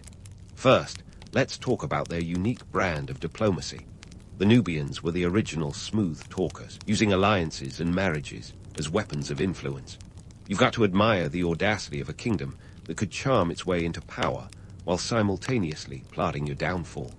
They understood that sometimes a well-placed olive branch was worth more than 1,000 swords. In a world where a single misstep could mean a swift trip to the afterlife, the Kushites danced a delicate political tango, balancing power with persuasion. But when diplomacy didn't do the trick, the Nubians weren't shy about flexing their military muscle. Their army was a formidable force, known for its agility and strength. They knew how to leverage the terrain to their advantage, turning the harsh desert landscape into a strategic asset. Imagine trying to march an army across scorching sands while Nubian forces harassed you with guerrilla tactics perfected over centuries. Not exactly a walk in the park, or in this case, the Sahara. Nubians were also innovators in the art of siege warfare. They had a knack for engineering, using everything from battering rams to mobile towers in their conquests. It's like they took a page from a medieval playbook centuries before it was written. And let's not forget their archers, famed for their accuracy and range, who could turn the tide of battle with a single volley. It's no wonder the Nubians were a force that could send shivers down the spine of any would-be invader. Now, as we pivot to the cultural renaissance of the Napatan period, let's set the scene. Picture a time when Nubia wasn't just borrowing from Egypt, but was remixing the whole cultural playlist. The Napatan kings, ruling from the city of Napata, were like the Renaissance men of their day, blending Egyptian traditions with Nubian flair. This was a period marked by a cultural flourish, where art and architecture reached new heights. Forget about just copying Egyptian art. The Nubians were more like cultural DJs, taking the best of what Egypt had to offer and adding their own unique spin. During this time, the Nubians embraced Egyptian deities, but gave them a Nubian twist. Ammon, the chief god, was worshipped with vigor, but the Nubians celebrated him with their own rituals and temple designs. It was cultural appropriation, sure, but with a twist that made it distinctly Nubian. The temples built in honor of Ammon at places like Jebel Barkal stood as testaments to this blending of cultures, where the sacred met the sublime. And let's dive into the logistics of pyramid building. Yes, the Nubians built their own pyramids, but they weren't just miniature versions of the Giza giants. These were steep, narrow structures that dotted the landscape like ancient skyscrapers. Constructing these marvels in the heart of the desert was no small feat. Picture hauling tons of stone across scorching sands, all while keeping a wary eye on the crocodiles lurking in the Nile. The Nubians didn't just build pyramids, they engineered them to withstand the test of time. These weren't just burial sites, they were statements of power and prestige, casting long shadows over the desert to remind everyone who was in charge. It's easy to romanticize this era as a golden age, but let's not ignore the grit beneath the glamour. Building an empire wasn't just about artistic expression and religious devotion. It was a calculated effort to project power and influence, a way to cement a legacy in stone and sand. The Nubians knew that to rule was to be remembered, and they spared no effort in ensuring their achievements would echo through the ages. So, as we continue to explore the saga of Nubia, remember that this was a kingdom that thrived on innovation and adaptation. It was a civilization that knew how to wield power with a deft hand, whether through military might or cultural mastery. The story of Nubia is far from over, and there's more to uncover as we delve deeper into the dusty archives of history. Stay tuned, because the tale of Nubia and its rise to greatness is still unfolding, and there's plenty more to discover in the sands of time. And so, we arrive at a pivotal juncture in Nubian history, where the sands of time shifted once more, and the kingdom of Kush moved its base of operations from Napata to Meroe. Now, this wasn't your average, we need a change of scenery kind of move. This was a strategic relocation that would redefine the kingdom's identity and mark the dawn of the Meroitic period. Picture this. Around 590 BCE, the capital switch took place, and with it came a fresh era of innovation and cultural renaissance. It was like the kingdom had decided to stop borrowing the neighbor's lawnmower and start building their own. Meroe wasn't just another dot on the map. It was the Vegas of the ancient world, a place of energy, innovation, and a little bit of mystery. Situated over 300 kilometers south of Napata, Meroe became the heart of the Kushite kingdom, nestled between the Nile and the Atbara River. This location was no accident. It was like setting up shop at the crossroads of every major trade route in the ancient world. Meroe had access to trade networks reaching into Africa, the Arabian Peninsula, and beyond, making it a bustling hub of commerce and culture. But let's not forget why Meroe was a big deal. Iron. The people of Meroe were the metallurgists of their day, mastering the art of iron smelting with a skill that would make even the most seasoned blacksmiths green with envy. Picture furnaces igniting the desert night, turning ore into the tools and weapons that would power a kingdom. By the 5th century BCE, Meroe was producing iron on a scale that rivaled any industrial center of the ancient world. They had more iron than a dragon's hoard, and they knew how to use it. The importance of iron can't be overstated. It was the backbone of Meroitic society, transforming agriculture, warfare, and trade. Iron tools revolutionized farming, allowing the Nubians to cultivate more land and feed a growing population. This wasn't just a game changer. It was the original agricultural revolution, centuries before the term was even coined. With iron, the Kushites could plow fields, harvest crops, and build infrastructure that made the desert bloom like never before. And let's talk about the Meroitic script. the linguistic badge of this era. Developed around the 2nd century BCE, this was a script that looked like hieroglyphs, but was as enigmatic as a cryptic crossword puzzle. Here's the kicker. Despite its Egyptian-like appearance, the Meroitic script was uniquely Nubian, marking a shift in cultural identity that separated the Kushites from their northern neighbors. It was a linguistic declaration of independence, a way of saying, we've got our own thing going on here. They had 23 symbols for sounds and concepts, but decoding these symbols today is a bit like trying to solve a Rubik's Cube in the dark. Now, running an ancient empire wasn't just about linguistic flair and mastering metallurgy. It was about dealing with persistent neighbors who just didn't know when to quit. Enter the Romans and Persians, those unrelenting powerhouses who loomed on the horizon like storm clouds. The Kushites had to navigate a geopolitical landscape that was as treacherous as the Nile in flood season. The Romans, with their empire-building enthusiasm, treated the Mediterranean like their personal swimming pool, while the Persians, under leaders like Cyrus the Great, were busy stitching together an empire that stretched as far as the eye could see. This wasn't a time for leisurely diplomacy. It was about staying one step ahead of the game, using a mix of shrewd alliances, and when necessary, a show of force. The Meroitic kings were the original game theorists, adept at playing off one superpower against another, ensuring that Nubia remained a force to be reckoned with. They knew that sometimes it wasn't the biggest army that won, but the smartest tactician. In a world where a misstep could mean the end of your kingdom, the Meroitic rulers danced on the edge of a knife, balancing power with cunning. Yet, for all their savvy, the Meroitic rulers faced their own internal challenges. Maintaining an empire wasn't just about external threats. It was about managing the complexities of an expanding society. With a growing population came the need for efficient administration and infrastructure. The Kushites had to develop a system of governance that could support their burgeoning cities and trade networks. It was like trying to manage a startup that suddenly went public, with all the chaos and opportunity that came with it. And let's not gloss over the cultural renaissance that blossomed during this period. The Meroitic period was marked by a unique fusion of African and Mediterranean influences, a rich tapestry of art, religion, and architecture. The Meroitic pyramids, smaller but more numerous than their Egyptian counterparts, dotted the landscape like ancient skyscrapers. These pyramids were not just burial sites, but statements of identity, testament to a culture that was as proud as it was powerful. The Meroitic period was a time of great change, a chapter in Nubian history that was as complex as it was fascinating.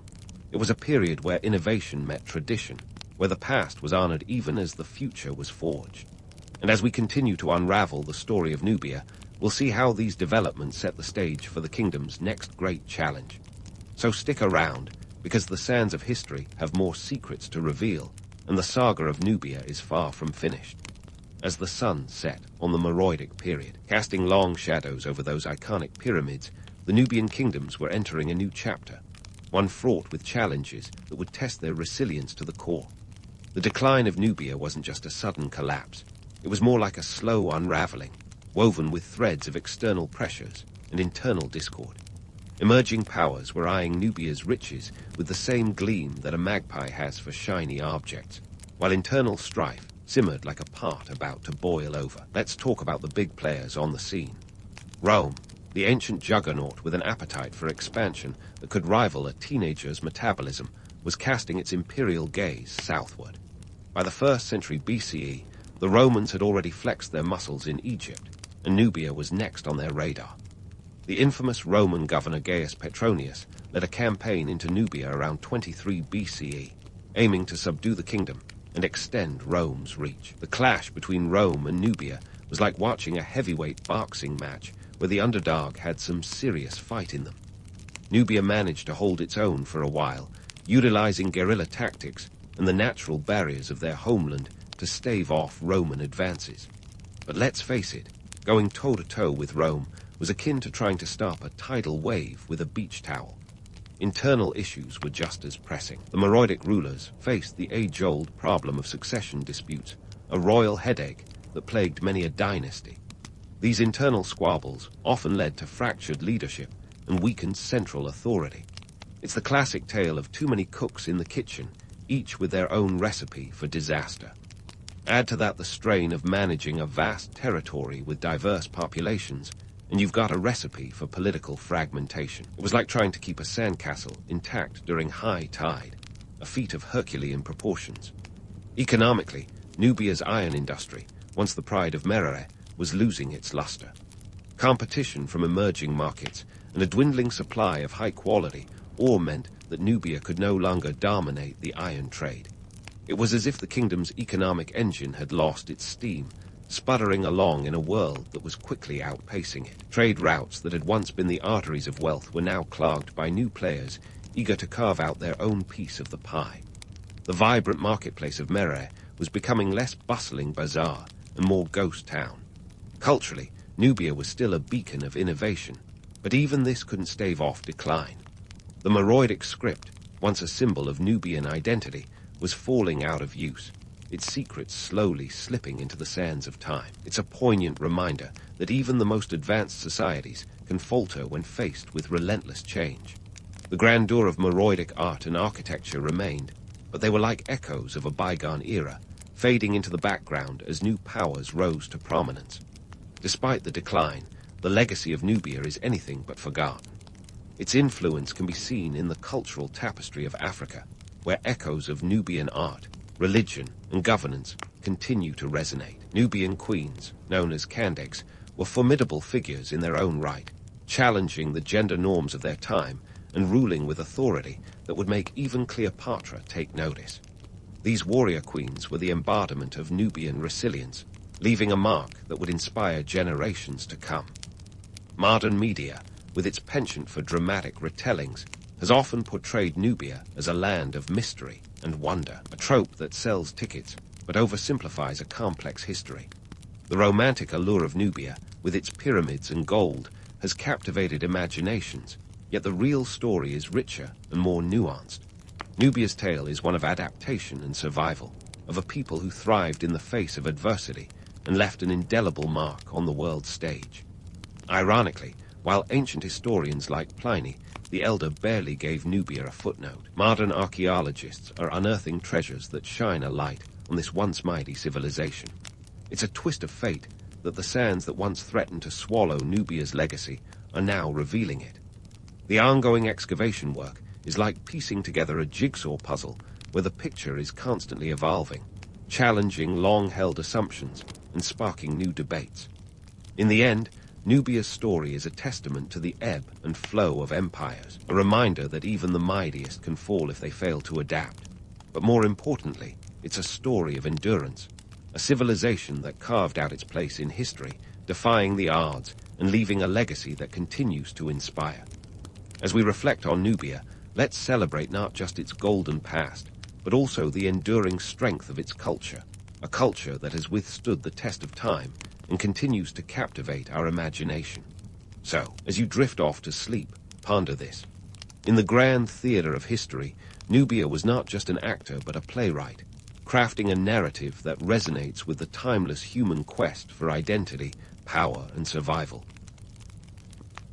If the Byzantine Empire were a character in a medieval high school, it'd be the geeky kid who not only aces every test, but saves the day by archiving the entire syllabus for future generations. Let's face it, without the Byzantines, our shelves would be gloriously devoid of Aristotle, Plato, and a whole lot of philosophical mumbo-jumbo that actually steers modern thought. And yet, most of us might only recall them as the guys who lost Constantinople, which is a bit like remembering Da Vinci for that time he couldn't find his keys. So, what's the deal with the Byzantine Empire being the medieval world's ultimate bookworm? Well, let's start with geography because, as any real estate agent will tell you, location is everything. Byzantium, strategically plonked between Europe and Asia, was like the Wi-Fi hotspot of the ancient world. Situated on the Bosporus Strait, this city wasn't just any city. It was Constantinople, the new Rome, the place to be if you had a thirst for knowledge and a penchant for toga parties. The empire stretched over 1,000 years, from 330 AD, when Constantine the Great decided Rome needed a little sibling, to 1453, when the Ottomans decided it was time for a change in management. Now, to call Constantinople the nerdy capital isn't an exaggeration. This city was the medieval equivalent of a Silicon Valley startup, except instead of apps, it was all about scrolls and manuscripts. The Great Palace could rival any Ivy League library today, housing countless texts, including those of the Greeks, and acting like a medieval Google. And it wasn't just a dusty depository. Byzantine scholars were busy bees, translating, interpreting, and even building on the works of the ancients. They weren't just passive preservers. They were active participants in the intellectual relay race. Let's kick around a few numbers. By the 9th century, Byzantine scribes produced thousands of manuscripts. These were not your average paperback novels. Each manuscript was a painstakingly handcrafted masterpiece. You can almost hear the Byzantine accountants groaning as they tallied the costs of parchment and ink. A single book could cost as much as a farm, so these weren't exactly impulse buys. But the Byzantines valued knowledge, like medieval tech investors valued gold, a wise investment for the future. Now, on to busting some myths. The so-called Dark Ages weren't as universally grim as they've been painted, and the Byzantines are proof of that. While Western Europe was dealing with its post-Roman hangover, the Byzantine Empire was throwing the kind of intellectual soirees that would make a modern TED talk look like a kindergarten show and tell. They hosted symposiums and debates that would have made Socrates proud, and perhaps more importantly, ensured that such intellectual endeavors survived the test of time. Think of it this way. While the Western world was busy playing musical thrones, the Byzantines were busy playing musical scrolls, passing down Greek and Roman knowledge like a hot potato. This bustling book trade wasn't just a cultural pastime. It was an economic powerhouse. Constantinople's markets were flooded with manuscripts, and scholars from across the medieval world flocked there like it was the Coachella of the classical world. They didn't just preserve, they innovated and expanded on what they had, ensuring that these ideas were as relevant in the 10th century as they were in the 4th. Now, you might be wondering, why should we care? Sure, ancient Greek philosophy is nice and all, but it's not exactly trending on social media. Well, consider this. The Byzantines, by hoarding and honing the knowledge of the ancients, laid the groundwork for the Renaissance, that great rebirth of art and culture in Western Europe. Without the Byzantines acting like the custodians of culture, Leonardo might never have painted the Mona Lisa, and Michelangelo might have had to settle for graffiti. So next time someone tells you the Middle Ages were all about knights, plague, and peasants, remind them of the Byzantine Empire. Tell them about the vibrant intellectual life that thrived in Constantinople, the debates that echoed through its halls, and the manuscripts that whispered the secrets of the ancients. Because if history has taught us anything, it's that the pen truly is mightier than the sword, especially when that pen is writing down the wisdom of Plato and Aristotle for future generations. While the Byzantines were busy making sure humanity didn't lose its collective mind by forgetting about Plato and Aristotle, let's take a peek behind the curtain at the unsung heroes, the librarians and scribes who were the real MVPs of this intellectual league. Picture this. Byzantine libraries weren't just dusty book warehouses. They were the Silicon Valley data centers of their day, buzzing with activity, innovation, and let's be honest, probably a fair amount of caffeine. The libraries of Constantinople were like Aladdin's cave for scholars and intellectuals, except instead of magic lamps, they hoarded scrolls and codices. The Imperial Library, a crown jewel of Byzantine scholarship, was estimated to contain tens of thousands of volumes by the 10th century. Forget about those musty, dark medieval libraries you see in movies. This was a vibrant hub of knowledge that would make any bookworm drool. The texts were stored in purpose-built rooms with climate control. Well, as controlled as you could get without electricity. They even had metal fittings to protect against fires, which is more than can be said for most of the medieval world. Now, if you think organizing your bookshelf at home is a chore, try managing a collection that spans centuries of human thought. Byzantine librarians were like the original data scientists, cataloging and cross-referencing works in a way that would make any modern-day librarian blush with envy. They had a knack for keeping everything in order, because when you've got Aristotle rubbing shoulders with Homer, you need a system that works. They even had an early version of interlibrary loans, sending copies of texts to far-flung parts of the empire and beyond. It's like they invented Netflix for manuscripts. But let's talk about the real unsung heroes, the scribes. These folks were the original copy machines, painstakingly transcribing texts by hand, one character at a time. Imagine the eye strain. We're talking about a job so meticulous, it makes watching paint dry look like extreme sports. Scribes worked in scriptoriums, which were basically the open-plan offices of the Middle Ages, minus the ping-pong tables and free snacks. Instead, you had rows of weary scribes hunched over desks, quills in hand, turning out copies like their lives depended on it, because they kind of did. Copying a manuscript wasn't just about getting the words down on paper, or rather, parchment. It was an art form. Each page was a masterpiece, with intricate illustrations and flourishes that would make a modern graphic designer swoon. And let's not forget the marginalia, those quirky little notes scribes left in the margins of manuscripts.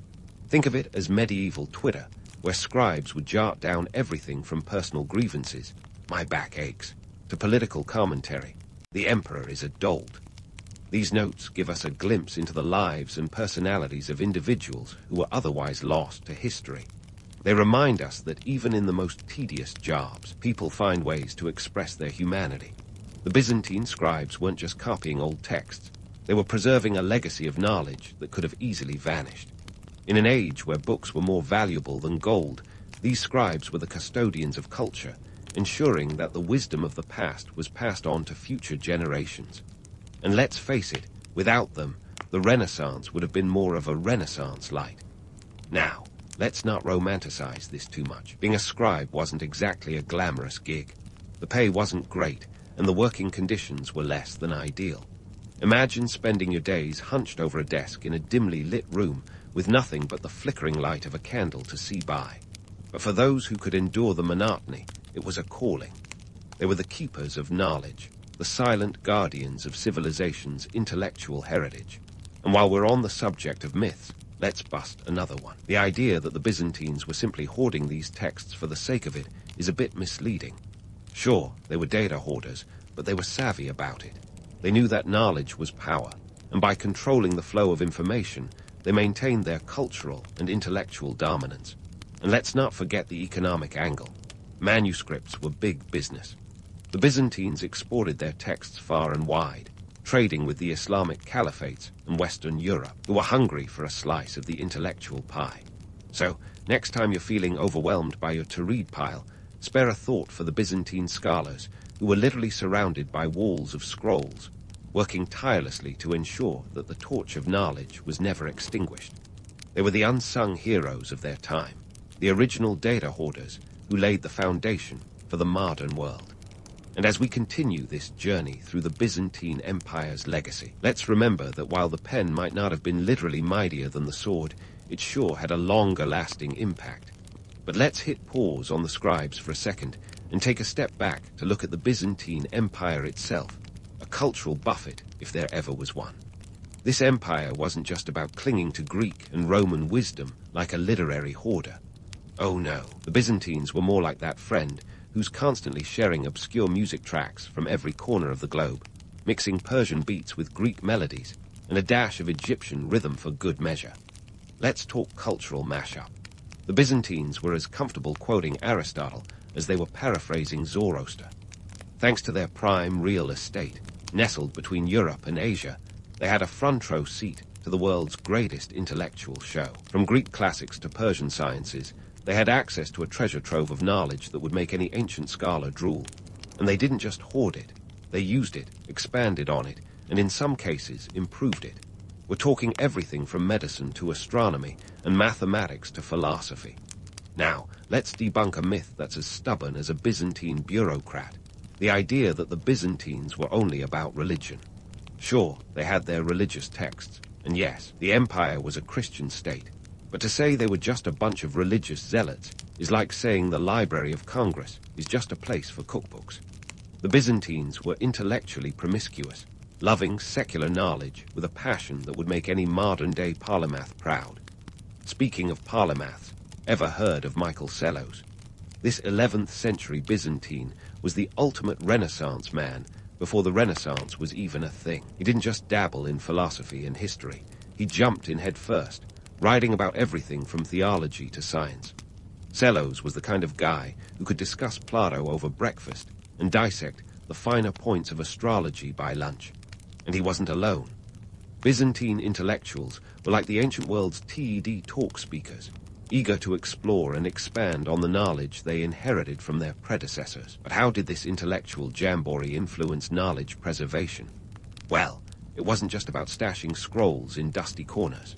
The Byzantines were all about synthesis, creating a cultural cocktail that ensured knowledge wasn't just preserved, but was also vibrant and evolving. They translated works from Persian, Arabic, and even Indian texts, incorporating these ideas into their own scholarly traditions. In doing so, they acted as a bridge, passing on this rich tapestry of knowledge to future generations. And let's not forget the economic context here. Knowledge was currency, and the Byzantines were rolling in it. Manuscripts were traded like luxury goods, and scholars were the intellectual heavyweights whose ideas had as much value as gold. This wasn't just a cultural pastime. It was a cornerstone of Byzantine economic power. Constantinople wasn't just a city. It was a hub of intellectual commerce, with ideas flowing as freely as the goods in its bustling markets. Now, you might be thinking, okay, but what about the average Byzantine Joe? Well, the intellectual pursuits of the elites trickled down to the masses in subtle ways. Think of it as medieval trickle-down economics, but with knowledge instead of cash. Education was valued, and literacy rates, while not exactly making UNESCO proud, were higher than what you'd find in many parts of medieval Europe. Schools and universities were established, and not just for the sons of the rich and powerful. This was a society that recognized the value of an educated populace, even if it wasn't universally accessible. But let's not paint too rosy a picture. For all their achievements, the Byzantines were part of a brutally pragmatic world.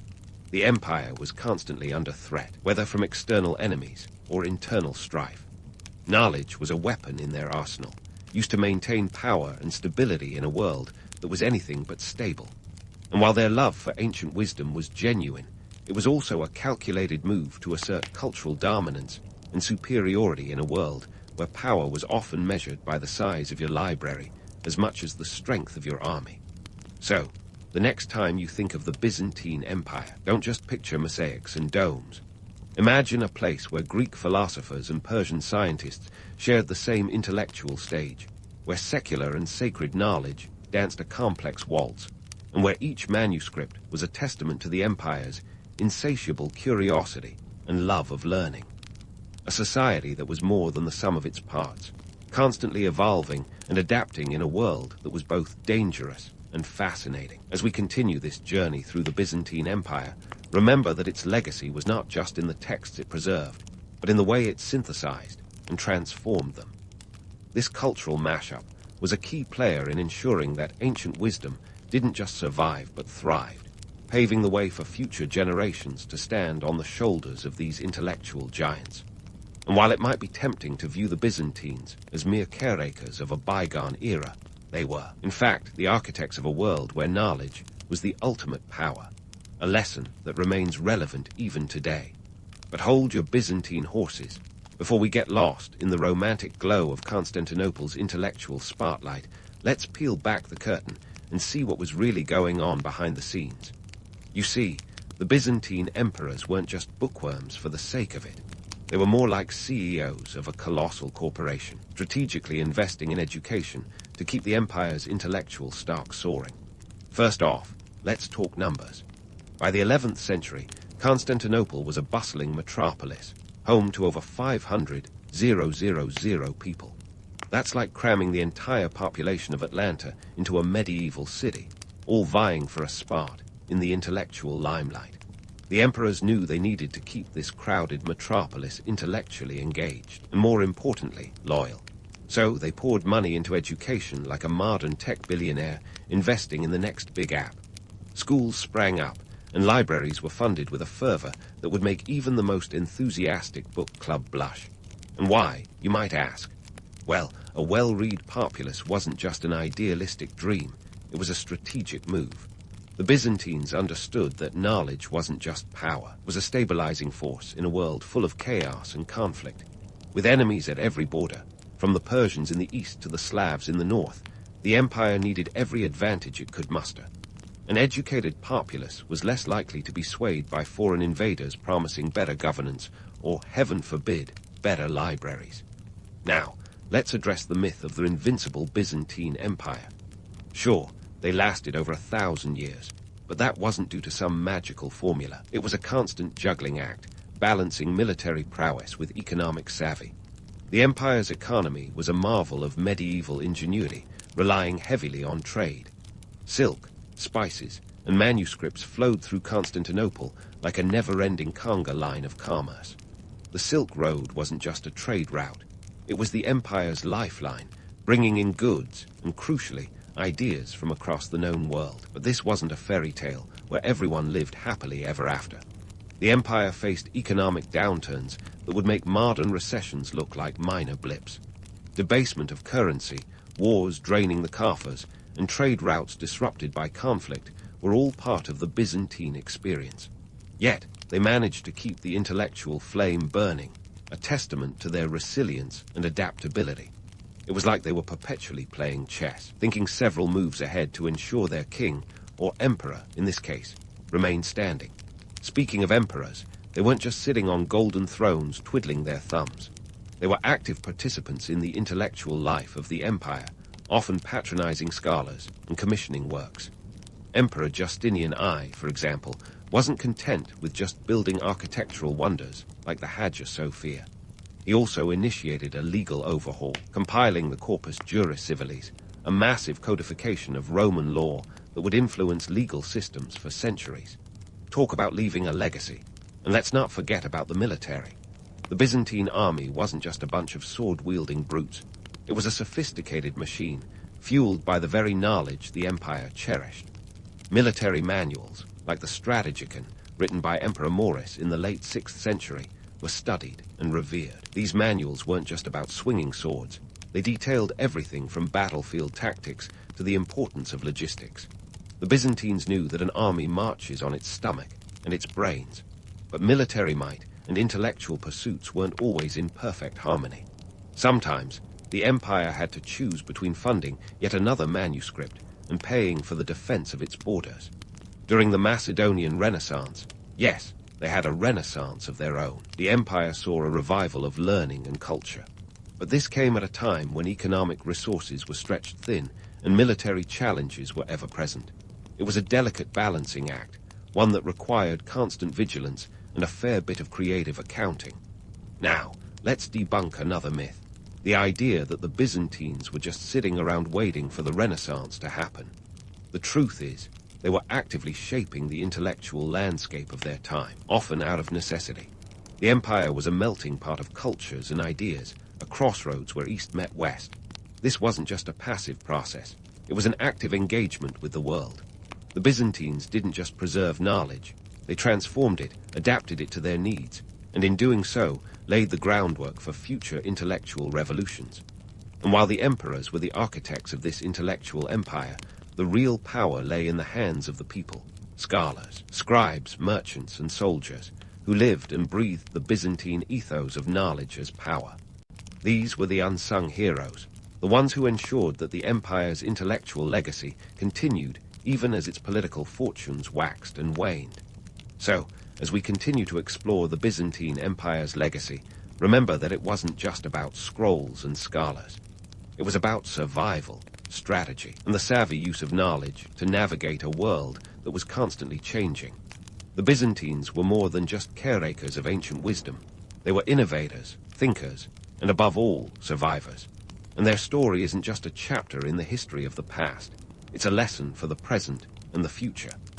As the Byzantine Empire's story wraps up, the real kicker is how their efforts planted the seeds for the Renaissance, a cultural revival that splashed color across the drab canvas of medieval Europe. Imagine it like this. The Byzantines were the ultimate intellectual caterers, and when Constantinople fell in 1453, they didn't just disappear. They delivered the hors d'oeuvres of knowledge straight to Italy's doorstep. With the Ottomans banging at the gates, Byzantine scholars hightailed it out of Constantinople, clutching their precious manuscripts like they were the last concert tickets on Earth. You see, these were no ordinary manuscripts. They were the creme de la creme of ancient Greek and Roman thought, texts that had been carefully copied, commented on, and preserved by Byzantine scholars over centuries. Among them were works of philosophy, science, medicine, and mathematics. Essentially, the intellectual toolkit the Renaissance would use to build its house of wonders. When these scholars fled to Italy, they didn't just bring texts, they brought expertise, serving as bridges between the ancient world and the emerging modern age. They were the surprise party crashers at the Italian Renaissance, showing up uninvited but making the bash infinitely better. Let's talk numbers. It's estimated that around 100,000 manuscripts made their way to the West during this period. That's a lot of paper for a time when books were worth more than beachfront property in Malibu. The influx of these texts and scholars ignited a spark in Europe, which had been rediscovering ancient knowledge at a snail's pace. Suddenly, there was a deluge of intellectual fodder, a buffet of ideas that hungry European minds couldn't resist. The Italian city-states, with their flourishing trade and burgeoning economies, were ripe for this cultural explosion. Florence, Venice, and Rome became the new intellectual hotspots, with wealthy patrons like the Medici family funding artists, scientists, and thinkers who would redefine Western culture. But while the Renaissance is often portrayed as a joyous rebirth, it wasn't all sunshine and Da Vinci. The influx of knowledge came with its own set of challenges. The scholarly debates and artistic rivalries were like intellectual cage matches, with egos clashing as fiercely as ideas. This wasn't just a time of harmony. It was a battlefield of the mind, where the stakes were nothing less than the future direction of human thought. And in the midst of it all were the Byzantine immigrés, quietly shaping the conversation, their influence felt in the margins of history. The irony here is thicker than a Byzantine manuscript. The very empire that had been sidelined by Western historians as a relic of the past ended up being the catalyst for one of Europe's most celebrated cultural renaissances. It's a classic case of underdog triumph, where the geeky kid in the back of the class eventually ends up running the show. The Byzantines, with their obsessive dedication to preserving knowledge, ensured that the torch of ancient wisdom wasn't just a flicker, but a blazing beacon that would guide future generations. Now, let's reflect on the modern implications of this saga. In today's world, where information is as abundant as cat videos on the internet, it's easy to take knowledge for granted. We live in an age where data is at our fingertips, yet the preservation of knowledge remains as crucial as ever. The Byzantines teach us that safeguarding intellectual heritage isn't just about hoarding facts and figures. It's about nurturing the ideas that shape our societies. In a world where misinformation can spread like wildfire, the Byzantine commitment to accuracy and preservation is a lesson we can't afford to ignore. And here's where history's irony comes full circle. Just as the Byzantines once preserved the knowledge of the ancients, we find ourselves in a similar position today, tasked with protecting our digital heritage from the sands of time. The digital age may have changed the medium, but the message remains the same. Knowledge is power, and its preservation is a responsibility that transcends generations. So, the next time you're browsing the web or flipping through a book, spare a thought for those Byzantine scholars who, in their quiet dedication, ensured that the light of ancient wisdom continued to shine. They were the unsung heroes of their time, their legacy woven into the very fabric of our intellectual world. And as we continue to navigate the complexities of the modern era, let's remember that history isn't just a series of events. It's a tapestry of stories, each thread connecting us to the past and guiding us toward the future. In the world of ancient Indian empires, the Gupta dynasty popped up like an unexpected viral hit in 320 CE, courtesy of Chandragupta I, no relation to any software moguls you might be thinking of. This wasn't just some guy with a catchy name. He was the architect of an empire that would stretch across the Indian subcontinent, all thanks to his cunning political maneuvers and strategic matrimonial alliances. Think of it as the ancient equivalent of a celebrity power couple, but with fewer red carpets and more elephant parades. Chandragupta, I knew that ruling wasn't just about having a crown that fits snugly. It was about playing chess on an enormous board where the pieces were real kingdoms and people. His rise to power was like a masterclass in networking, long before LinkedIn endorsements were a thing. By marrying into the influential Likhavi family, he acquired not just a spouse, but a kingdom-sized dowry, effectively expanding his empire without lifting a sword. This is what you call marrying up on a historical scale. Now, if you're picturing a united India under the Guptas, hold that thought. The reality was far more fragmented. Imagine trying to organize a group project with 1,000 team members, each with their own agendas. The Guptas ruled a patchwork of territories, managing to keep things relatively harmonious. But it was less about unifying, and more about not having everyone at each other's throats. The map of Gupta India was more like a mosaic than a single canvas, with each region maintaining a degree of autonomy under the empire's overarching umbrella. Geographically, the Gupta Empire spread its wings across the northern and central parts of the Indian subcontinent, from the Ganges basin to the edges of the Deccan Plateau. The territories they controlled were fertile and strategically placed along trade routes that connected them to the rest of Asia. This wasn't accidental. Even back then, they understood the value of prime real estate. And let's not forget the lucrative Silk Road connections. You might say the Guptas had a finger in every pie, except the pies were silk, spices, and exotic goods. In terms of politics, Chandragupta I was the kind of leader who'd have thrived in today's world of 24/7 news cycles.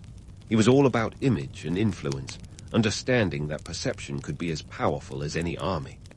As the founder of the Gupta Empire, he declared himself Maharaja, which translates to King of Kings.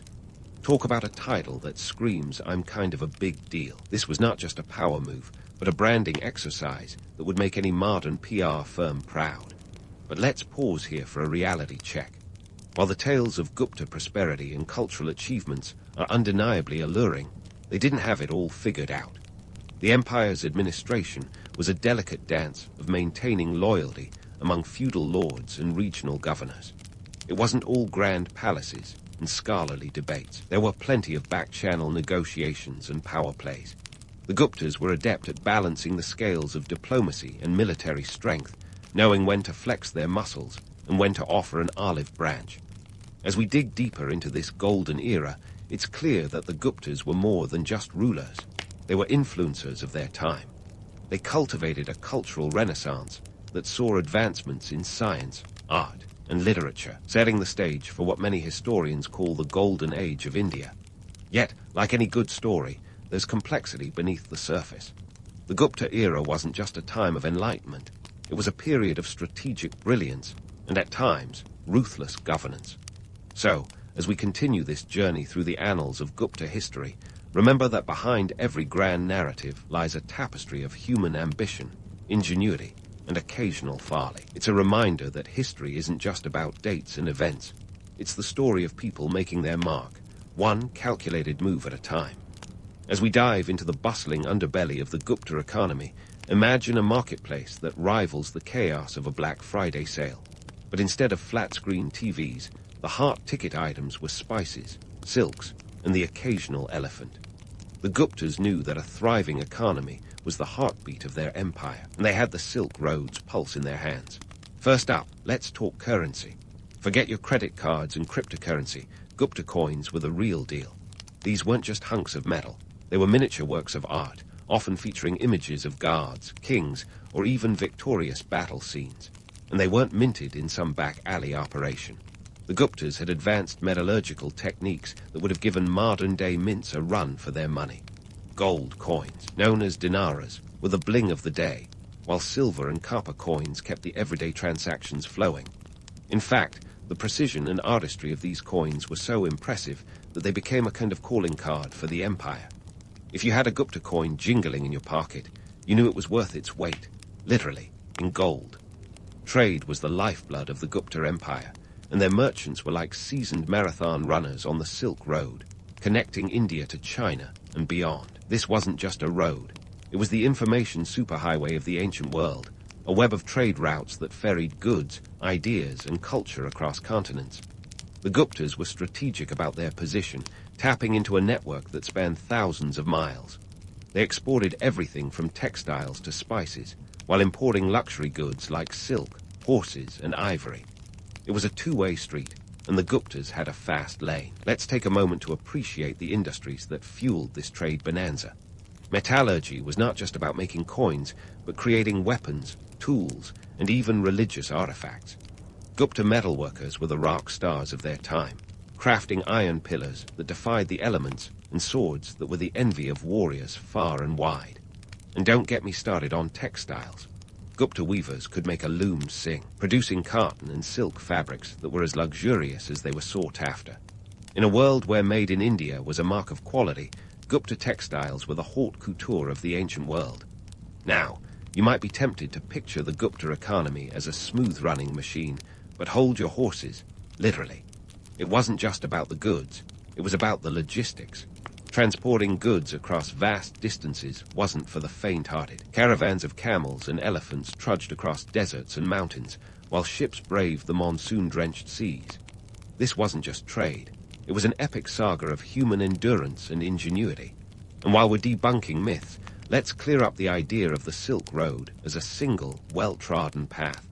It was more like a tangled web of routes, each with its own risks and rewards. The Guptas, ever the savvy operators, also understood the importance of trade alliances and diplomatic relations. They weren't just trading with anyone. They had a little black book full of contacts from the Middle East to Southeast Asia. This wasn't just business. It was a masterclass in international relations. And let's not forget the caravanserais, those ancient pit stops where weary traders could rest, refuel, and maybe swap a few tall tales of their adventures on the road. These were the social hubs of the day, a place to network long before the advent of social media. When it comes to debunking the myths of the Guptas' economic might, it's crucial to remember that not everything was rosy. The empire faced its share of economic challenges, from regional disparities in wealth to the ever-present threat of piracy on the high seas, not to mention the occasional crop failure that could send food prices soaring. But the Guptas were masters of adaptation, finding ways to keep the economy ticking even in the face of adversity. So, as we continue our journey through the Gupta Empire, remember that their economic achievements were not just a tale of prosperity, but a story of resilience, innovation, and a dash of good old-fashioned luck. This was an empire that understood the art of the deal long before it became a bestseller. And while they might not have had a Wall Street, they certainly knew how to make a buck or a dinara. Stay tuned, because the story of the Gupta Empire is just warming up, with plenty more twists and turns to come. Now, let's pivot from the bustling bazaars and trade routes of the Gupta economy to the realm where imagination took flight and stone turned to poetry. Welcome to the Gupta Empire's cultural renaissance, a time when creativity was as abundant as the spices in their bustling markets. Think of this as the ancient world's version of a content creation boom, before anyone worried about algorithms or viral trends. First up on our cultural tour is Kalidasa, the Shakespeare of his time, if Shakespeare had written in a language as melodious as Sanskrit. His works are like the original blockbusters, captivating audiences with tales of love, loss, and the occasional divine intervention. Kalidasa's piece de resistance, Shakuntala, a play that wove together romance and mythology into a narrative so compelling it would have made even the most stoic Gupta noble shed a tear. While we don't have box office numbers, his works were undoubtedly the talk of the ancient town, leaving an imprint on literature so profound that it echoes across millennia. But let's not romanticize without a reality check. Kalidasa wasn't just a freewheeling artist living off the inspiration of the cosmos. His works were often patronized by kings, which meant serving a dual role as entertainer and propagandist. The courtly life was a delicate balance of artistic integrity and political survival, because, as any court poet would tell you, a misstep in your verse could mean a misstep out of favor, and potentially out of the palace gates. Next, we shift from the written word to the carved stone. The Ajanta caves stand as a testament to the Gupta era's architectural prowess, series of 29 rock-cut caves that are as impressive today as they were over 500 years ago. These caves are a visual encyclopedia of Buddhist art, with intricate paintings and sculptures that tell stories of compassion and enlightenment. Imagine a place where the walls speak of ancient tales, etched with a precision that makes you question whether laser cutters were secretly a thing back then. However, The grandeur of Ajanta wasn't conjured by some mystical force. It was the labor of countless artisans and workers, whose names history has largely forgotten. These were the unsung heroes, chiseling away under conditions that would give modern-day safety inspectors nightmares. Picture this: artisans dangling from precarious scaffolds, chipping away at rock faces with rudimentary tools, all for the glory of a patron's vision. It's a reminder that the beauty we admire often comes at a human cost, a reality that can tarnish the golden hue of any age. Economically, the Gupta's investment in arts and architecture wasn't just about aesthetics. It was a strategic move to consolidate power and influence. Patronage of the arts was a way to showcase wealth, piety, and cultural supremacy. It was ancient branding at its finest, an empire saying, "Look what we can build, right, and create." And let's face it, who wouldn't want to flex with a few cave temples and epic plays when given the chance? Yet, beneath this cultural flourishing, the social dynamics were anything but harmonious. The labor force responsible for these wonders was often comprised of lower-class workers and artisans, whose toil and sweat were the foundation of the empire's cultural legacy. It's a narrative as old as time, the celebrated achievements of a few resting on the backs of many. While we revel in the artistic achievements of the Gupta era, it's crucial to acknowledge the societal structures that both enabled and constrained them. The Gupta cultural boom wasn't just confined to literature and architecture. It was a renaissance that touched every facet of life. The era saw advancements in science and mathematics, with scholars like Aryabhata laying the groundwork for future discoveries. His work on the approximation of pi and concepts of zero were like the ancient world's version of a groundbreaking Textile. But again, let's debunk the myth of the solitary genius. Aryabhata was part of a thriving intellectual community, a reminder that innovation is often a collective effort.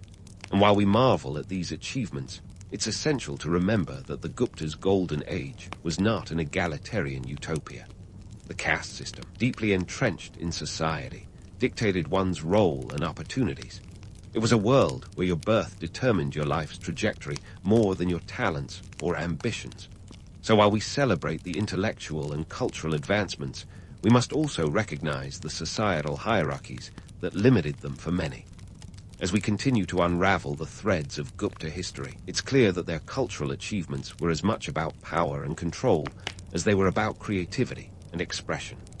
The arts were a tool of influence, a way to reinforce the empire's narrative of prosperity and enlightenment, while masking the complexities and inequalities beneath the surface.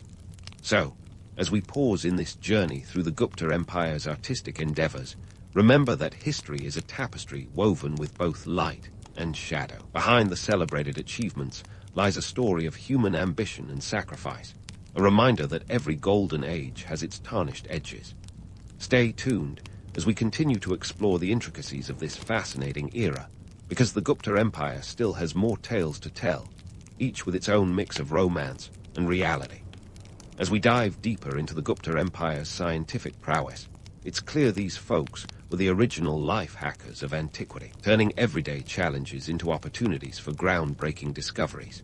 If you think your smartphone is impressive, wait until you hear about the mathematical and astronomical wizardry these guys pulled off with nothing more than brainpower and a few rudimentary tools. Let's start with Aryabhata, the ancient world's answer to a rock star scientist and mathematician who could probably teach us all a thing or two about thinking outside the box, or more accurately, outside the sphere. Let's kick off with mathematics, where Aryabhata was the MVP, and not just because he could calculate pi to 4 decimal places. 1416, if you're keeping score at home. This might not seem mind-blowing today, but in a world without calculators or even pocket abacuses, this was akin to inventing the wheel. His work didn't stop there. Aryabhata introduced the concept of zero as a placeholder, a revolutionary idea that would eventually transform mathematics. Before you roll your eyes at yet another zero mention, think about it. Zero is like the ultimate underappreciated team player, quietly holding things together while others steal the spotlight. Without it, modern computing, and let's face it, any coherent accounting system, would be impossible. But Aryabhata wasn't just crunching numbers.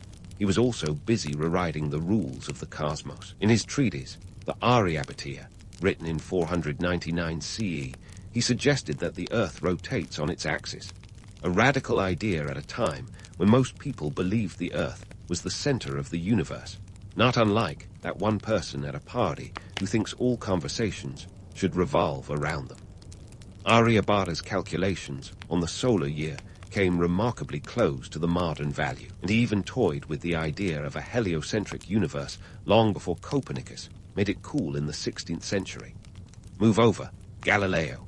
Aryabhata was dropping truth bombs about 1,000 years before your time. However, let's not get swept away by the allure of the lone genius myth. Aryabhata was part of a vibrant intellectual community, a hive of thinkers who shared ideas as freely as you might share memes today. This was an era when intellectual cross-pollination was the norm, not the exception. The Gupta period was buzzing with scholarly activity, with universities like Nalanda and Takshashila acting as intellectual epicenters for students from all over Asia. Think of them as the ancient world's Ivy League, minus the tuition fees, and with more elephants roaming the campus grounds. Speaking of campuses, let's wander over to the realm of medicine, where the Gupta era showcased advances that were centuries ahead of their time. These ancient doctors weren't just about herbal remedies and mysticism.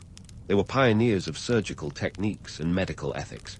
Among the luminaries was Sushruta, often hailed as the father of surgery, whose Sushruta Samhita detailed procedures ranging from rhinoplasty to cataract surgery. And no, this wasn't just primitive poking and prodding. Sushruta's text described over 300 surgical procedures and 120 surgical instruments.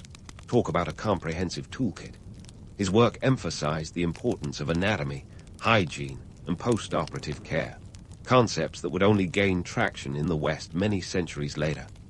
In fact, the medical practices of the Gupta era were so sophisticated that they even developed early forms of plastic surgery, complete with skin grafts. So the next time you're marveling at modern medical marvels, spare a thought for those pioneering surgeons who were reshaping noses long before it became a Hollywood pastime. But let's not romanticize without a reality check. Gupta medicine was also constrained by the societal hierarchies of the time. Access to healthcare was often dictated by one's social standing, a reminder that revolutionary ideas don't always translate to egalitarian access. The Gupta's flair for innovation didn't stop at the operating table. Their advances in astronomy were like a celestial reality check, mapping the stars and planets with surprising accuracy. Aryabhata, once again, steps into the limelight, this time with a treatise that calculated the circumference of the Earth with astonishing precision. Forget GPS. Aryabhata's calculations were the navigator's best friend. He also proposed that the moon and planets shine due to reflected sunlight, debunking myths that celestial bodies were divine entities glowing with their own ethereal light. It was science taking a sledgehammer to superstition, one fact at a time. But let's not gloss over the fact that these scientific advancements coexisted with deeply entrenched social and religious structures that often resisted change. The Gupta period was a time of profound intellectual inquiry, yet it was also a time when caste and creed could dictate the course of one's life more than any scholarly achievement. The intellectual elite had access to these scientific revelations, but for many, the cosmos remained a domain of myth and legend, untouchable and unchangeable. In debunking the myth that ancient cultures were technologically stagnant, the Guptas remind us that human curiosity knows no temporal bounds. Their innovations weren't just isolated flashes of brilliance, but were part of a broader tapestry of cultural and intellectual dynamism. They understood that science and technology were not merely academic pursuits, but essential tools for understanding and shaping the world. As we continue to unravel their story, it's clear that the Gupta Empire was not just a golden age of prosperity, but a crucible of innovation that laid the groundwork for future generations. Thus, as we gear up for the next chapter in the Gupta saga, remember that these ancient innovators were asking the same questions we grapple with today. Who are we in this universe, and how do we understand the world around us? The Guptas may not have had Wi-Fi, but they were definitely connected to the cosmic network, sending signals out into the vast unknown. And with that, we'll pause this exploration leaving the story open for the next installment, where we'll continue to peel back the layers of this fascinating era. Stay tuned, because the Gupta Empire has plenty more secrets to reveal. Just as the Gupta Empire seemed poised to ride the wave of its golden age forever, reality came knocking like a landlord demanding overdue rent. The decline, when it came, was swifter than a cat meme's journey from viral sensation to yesterday's news. The Guptas, for all their achievements, couldn't escape the historical cycle of rise and fall. So, what went wrong? Let's dive into the messy details of their downfall, because if history teaches us anything, it's that even the mightiest empires can tumble faster than you can say unsustainable growth. First, let's talk about those pesky external pressures. The Huns, with a reputation for making life difficult throughout Eurasia, weren't content with just causing headaches for the Romans. They had their sights set on the Indian subcontinent, too. Around the mid-5th century CE, the Hephthalites, better known as the White Huns, started knocking at the Gupta Empire's doors, and they weren't exactly bringing cookies. These invaders, led by their ambitious leader Toramana, swept across the empire's northern territories like a tornado through a trailer park, leaving chaos and destruction in their wake. The Guptas, caught off guard, struggled to fend off these relentless assaults. The battle for survival wasn't just fought on the fields. It was a war of attrition that drained the empire's resources, both human and economic. While the Huns were busy making themselves unwelcome guests, the Gupta rulers were also grappling with internal issues that made holding the empire together akin to juggling flaming torches while riding a unicycle. Decentralization, which had once been their strategic strength, now began to unravel their grip on power. Regional governors, those once loyal vassals, started acting like rebellious teenagers, seeking more autonomy and, in some cases, outright independence. It was like herding cats, only these cats had armies and aspirations of their own. The empire's inability to maintain a centralized authority was a critical factor in its decline, and it's a reminder that the strength of an empire can also be its Achilles heel. Let's not forget the economic strains that compounded their woes. The network of trade routes that had once been the veins through which the empire's lifeblood flowed began to falter. With the disruption caused by constant warfare and the loss of control over key regions, trade diminished. The bustling marketplaces that had once thrived under the Guptas began to echo with the sounds of decline. The economic engine that had powered their cultural and scientific achievements now sputtered and stalled. Inflation crept in, the value of the once coveted Gupta coins declined, and the empire's coffers grew lighter by the day. And then there's the matter of succession, always a tricky business in any dynasty.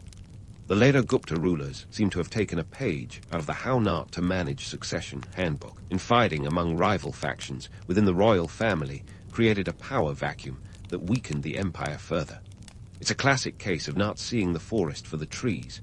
While they squabbled over the throne, the empire crumbled beneath their feet. This internal discord only served to embolden external threats and encourage splintering within the empire.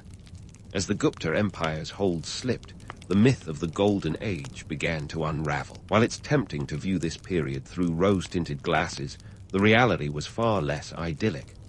Beneath the surface of cultural and scientific achievements lay a society grappling with deep-rooted social hierarchies and inequalities. The caste system, an integral part of Gupta society, dictated every aspect of life, from occupation to social status. It was a rigid structure that stifled upward mobility and kept many in perpetual subjugation, a stark contrast to the narrative of enlightenment and prosperity. Yet, amid the decline, the Gupta legacy was not entirely lost to the sands of time. Their contributions to culture, science, and mathematics would leave an indelible mark on the world. The concept of zero, the decimal system, and the rich literary and artistic traditions that flourished under their rule would continue to influence generations long after the empire's fall. The Gupta period laid the groundwork for what would become the classical identity of India, shaping its cultural and intellectual trajectory for centuries to come.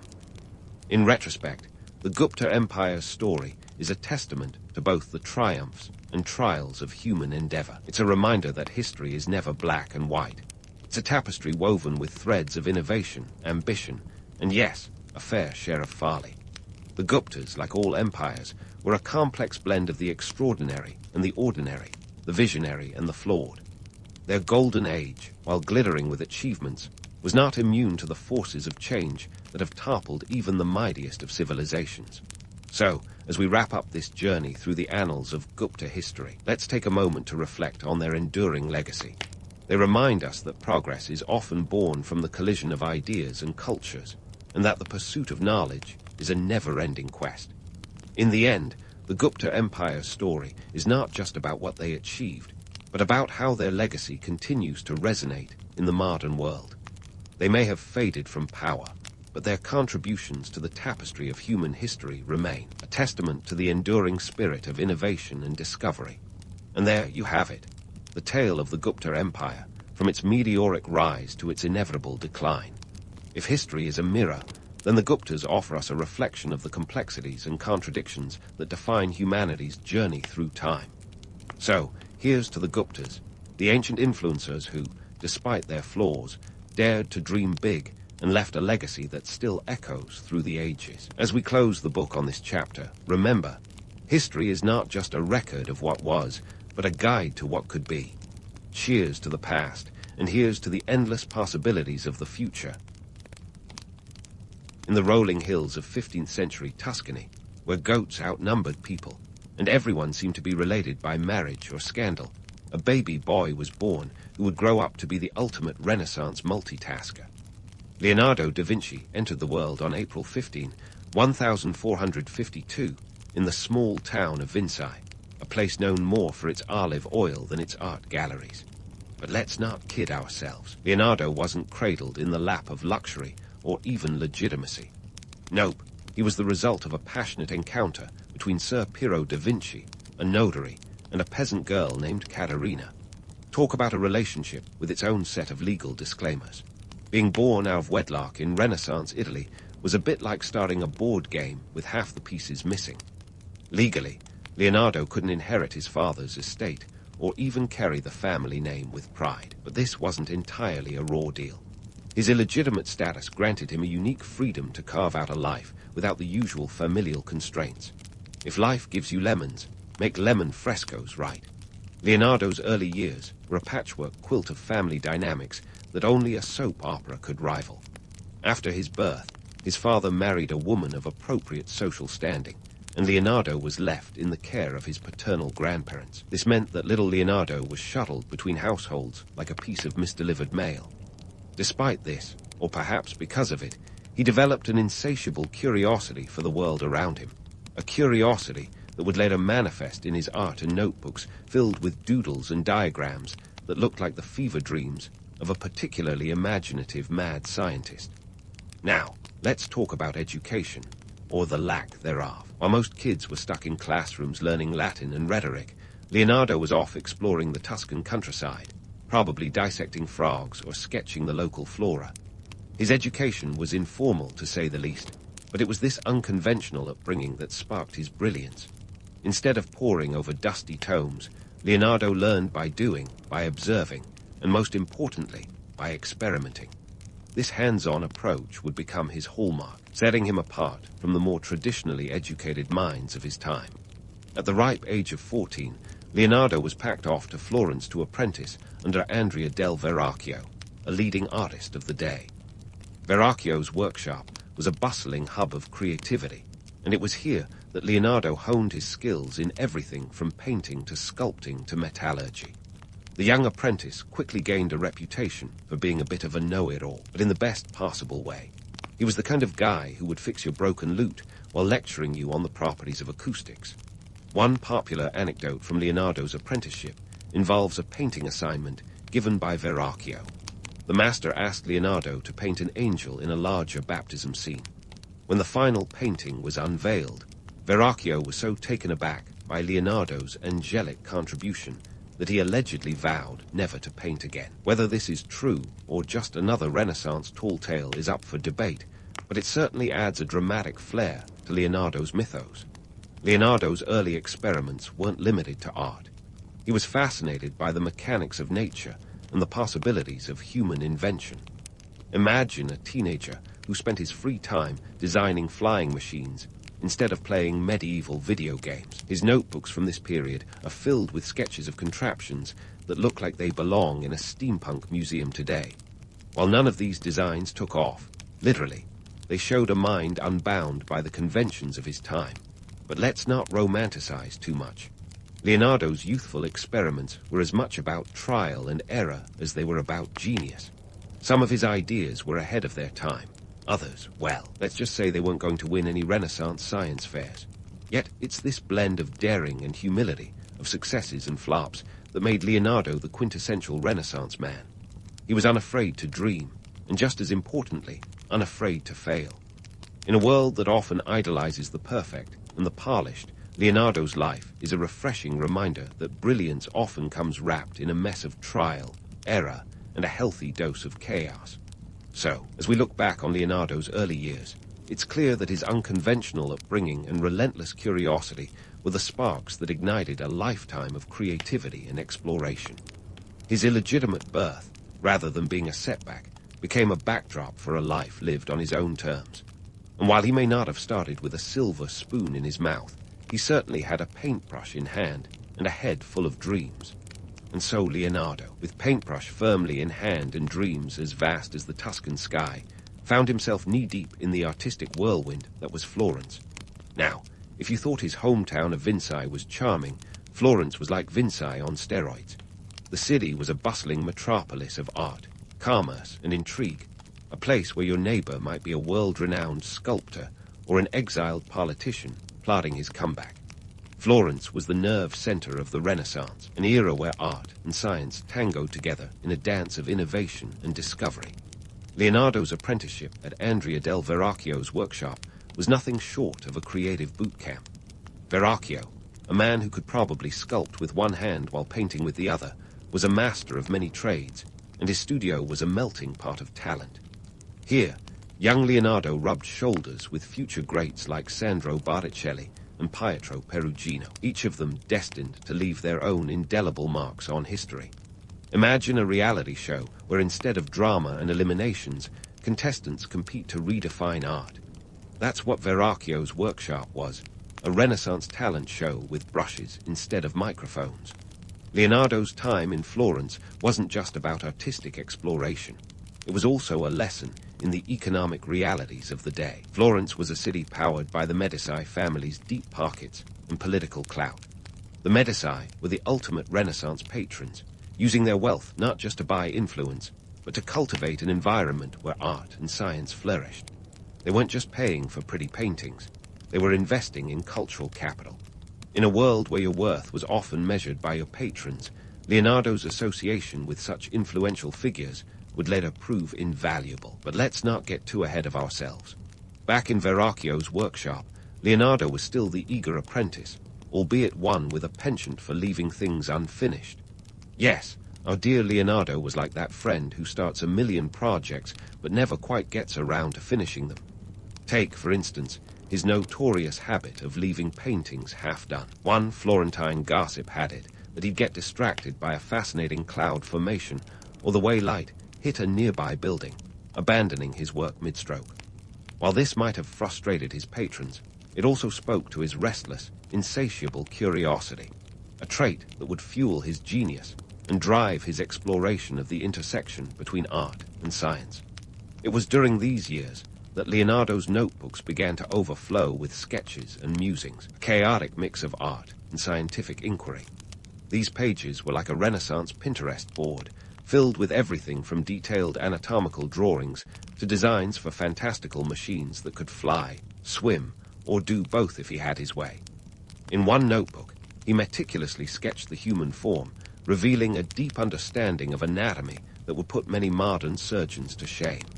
In another, he doodled designs for a flying machine, long before the Wright brothers were even a glimmer in history's eye. Leonardo was the kind of guy who saw the world not just as it was, but as it could be, a visionary in every sense of the word. Florence itself played a critical role in shaping Leonardo's burgeoning genius. The city was a hub of intellectual exchange, where thinkers from all disciplines came together to share ideas and challenge conventions. This was a place where you could discuss Aristotle over a cup of coffee, or whatever passed for caffeine in the 15th century, and then head to the market to buy pigments for your latest masterpiece.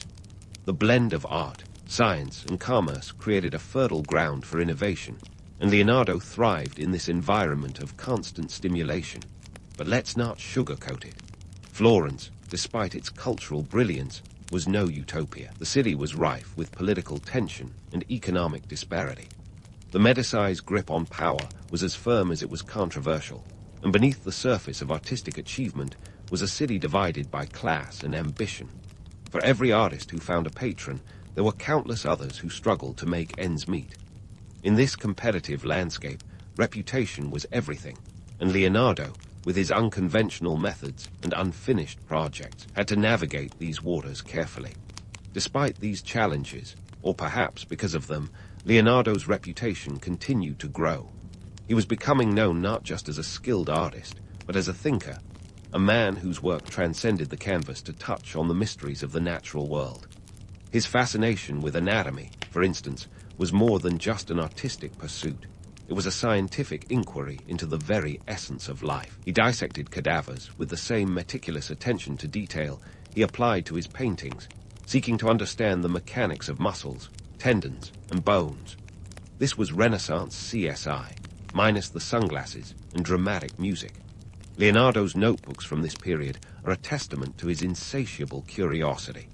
They are filled with observations that range from the mundane to the profound, capturing everything from the flight of birds to the flow of water. He was a man who saw the universe in a grain of sand, who found inspiration in the smallest details and used them to fuel his grand visions. And while his contemporaries might have raised an eyebrow at his obsessive note-taking, it was this meticulous documentation that would later offer us a window into his genius. As the 1480s rolled in, Leonardo was still very much a Florentine fixture, yet his restless spirit was already itching for new horizons. He'd learned much in Verrocchio's workshop, but the world was vast, and his ambitions were even vaster. Florence had been a crucible of creativity for him, a place where he honed his skills and expanded his mind. But as any true Renaissance man would tell you, life is about the pursuit of the next big idea, the next challenge, the next uncharted territory. So, as we leave Leonardo in the bustling streets of Florence, remember that this is just the beginning of a journey that would take him across Italy and into the annals of history. His years in Florence were formative, a time of learning and experimentation that laid the foundation for his future achievements.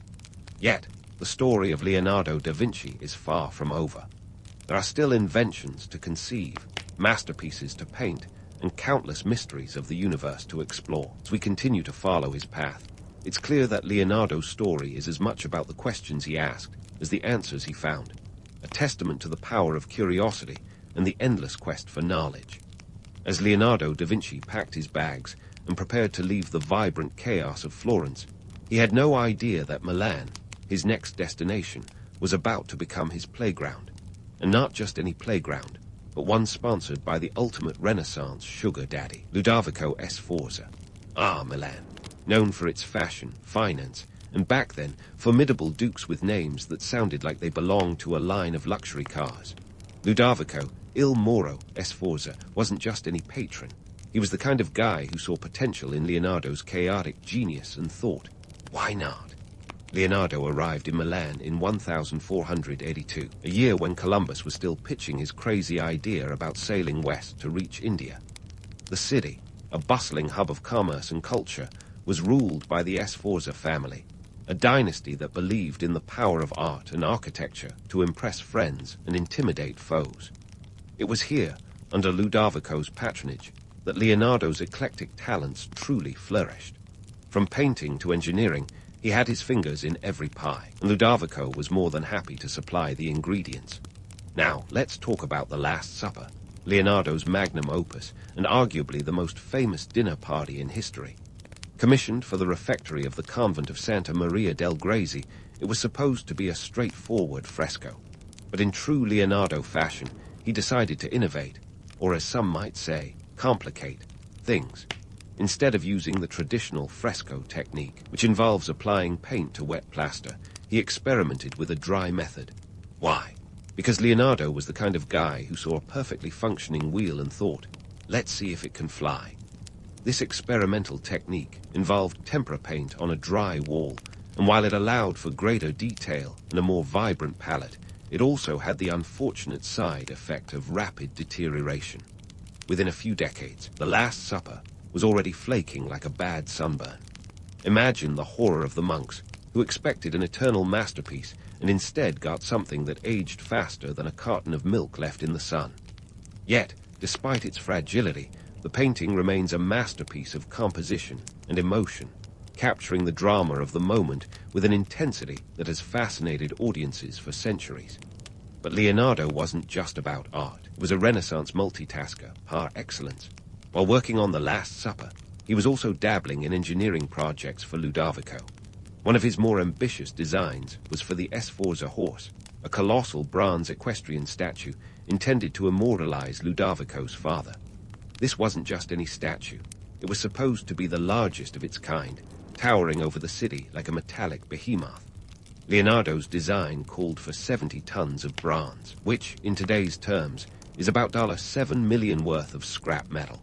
Unfortunately, the statue was never completed. The bronze earmarked for the horse was repurposed into cannonballs when Milan found itself under threat from French forces. Talk about turning swords into plowshares, or in this case, horses into artillery. Despite the setback, the project exemplifies Leonardo's ability to dream big, even if his dreams occasionally crashed into the hard wall of military necessity. Leonardo's time in Milan wasn't all about grand statues and deteriorating paintings. He also engaged in what might be called Renaissance event planning. Ludovico, ever the showman, loved a good pageant, and who better to stage these spectacles than Leonardo, with his flair for the dramatic and his knack for turning the mundane into the extraordinary. Whether it was designing costumes, creating intricate stage machinery, or choreographing elaborate dances, Leonardo's contributions to court entertainment were as varied as they were inventive. One particularly memorable event was a theatrical performance featuring a mechanical lion that could walk and open its chest to reveal a bouquet of lilies. Think of it as the Renaissance version of a transformer, minus the explosions. It was a hit with the crowd and showcased Leonardo's ability to blend art and engineering in ways that delighted and mystified. Yet, even as he dazzled the Milanese court, Leonardo's restless mind never stopped churning out ideas. His notebooks from this period are filled with designs for everything from water pumps to armored vehicles, the latter resembling a turtle shell on wheels. While none of these inventions were realized in his lifetime, they demonstrate his visionary thinking, a mind that roamed far beyond the constraints of his era. Leonardo's fascination with flight also continued unabated.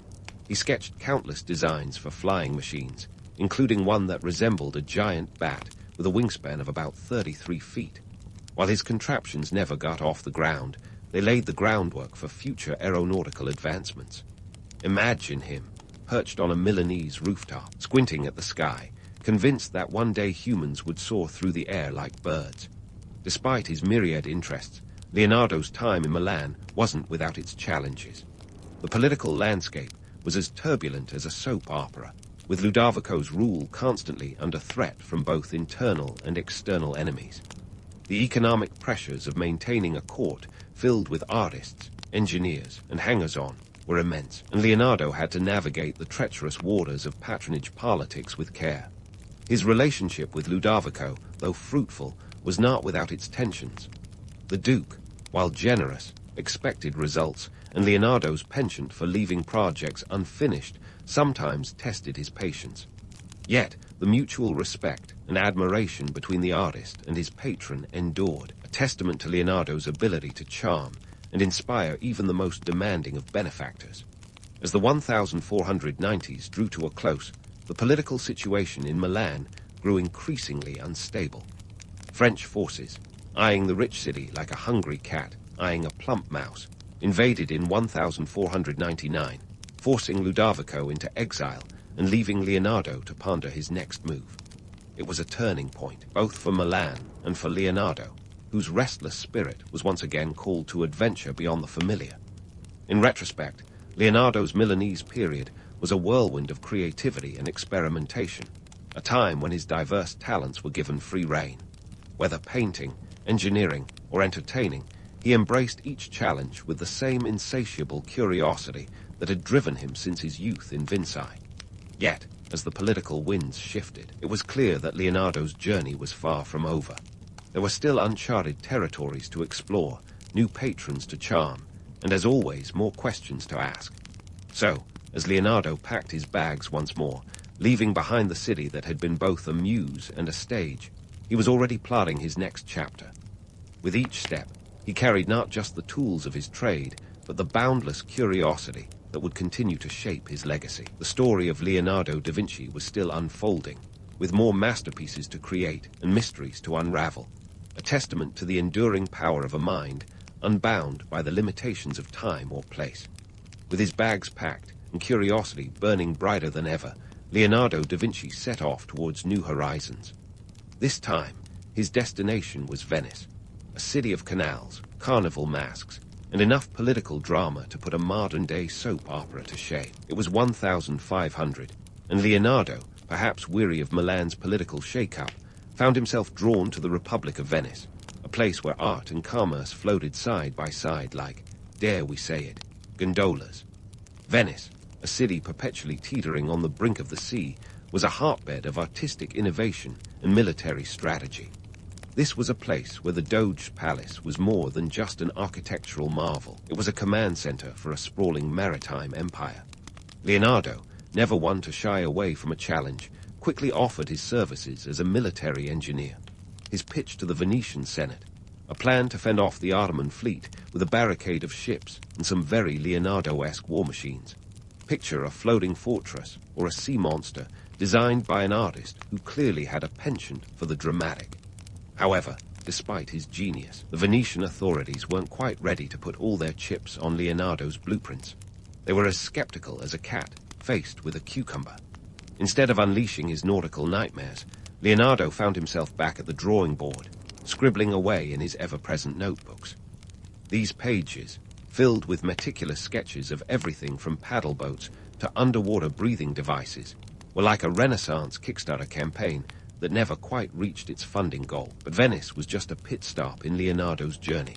By 1502, he was on the move again, this time in the service of Cesare Borgia, the infamous son of Pope Alexander VI. Now, if you're imagining Leonardo rubbing elbows with Machiavelli, you're spot on. The two historical heavyweights actually crossed paths during their time in Cesare's court. Machiavelli, ever the political tactician, likely saw in Leonardo a kindred spirit, another thinker who understood that the world was a chessboard and everyone was a pawn or a player. Leonardo's role under Borgia was as a military architect and engineer, which, in less glamorous terms, meant he was tasked with fortifying castles and dreaming up ways to keep Cesare's enemies at bay. It was during this period that Leonardo, ever the wanderer, traveled across central Italy, surveying fortifications and sketching maps with the precision of a modern-day cartographer. His map of Imola, for instance, was so detailed that it could put Google Maps to shame, assuming, of course, that Google Maps needed to account for trebuchets and moats. Yet, for all his genius, Leonardo's time with Borgia wasn't without its frustrations. Cesare, known for his ruthlessness and charm, was also a man who demanded results. Leonardo, with his tendency to get sidetracked by the flight of a particularly interesting bird or the mechanics of a water wheel, sometimes found himself at odds with the Duke's more immediate goals. It was the classic case of artist versus pragmatist, a tale as old as time, and one that frequently ended with Leonardo moving on to the next adventure. And move on he did, finding himself back in Florence by 1503. Here, he embarked on what would become one of his most famous and yet most frustrating projects, a mural of the Battle of Anghiari. Commissioned for the Hall of 500 in the Palazzo Vecchio, the mural was supposed to be a grand depiction of Florentine valor.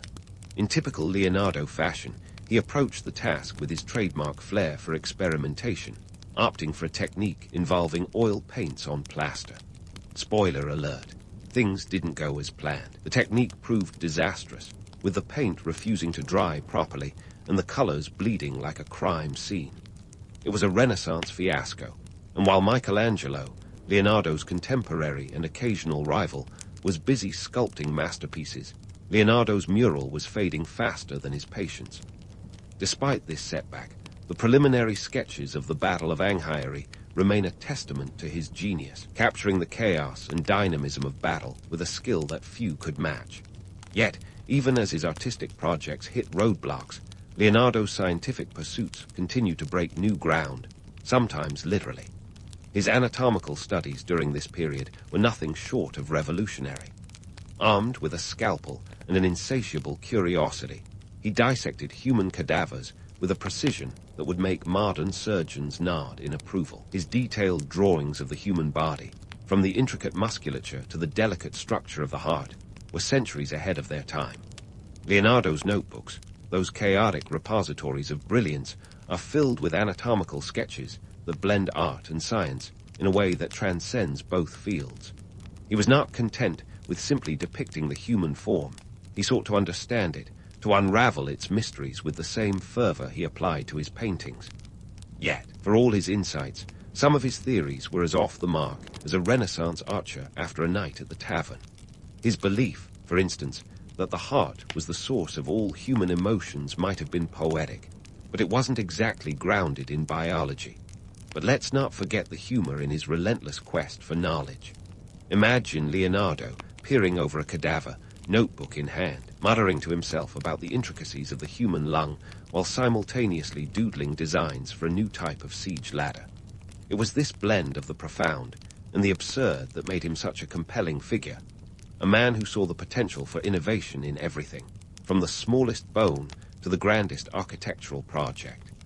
As the years rolled on, Leonardo's reputation as a polymath continued to grow, even as his projects remained as varied as ever. He was a man who, at the age of 60, could still captivate a crowd with his ideas, whether they were about art, science, or the best way to divert a river.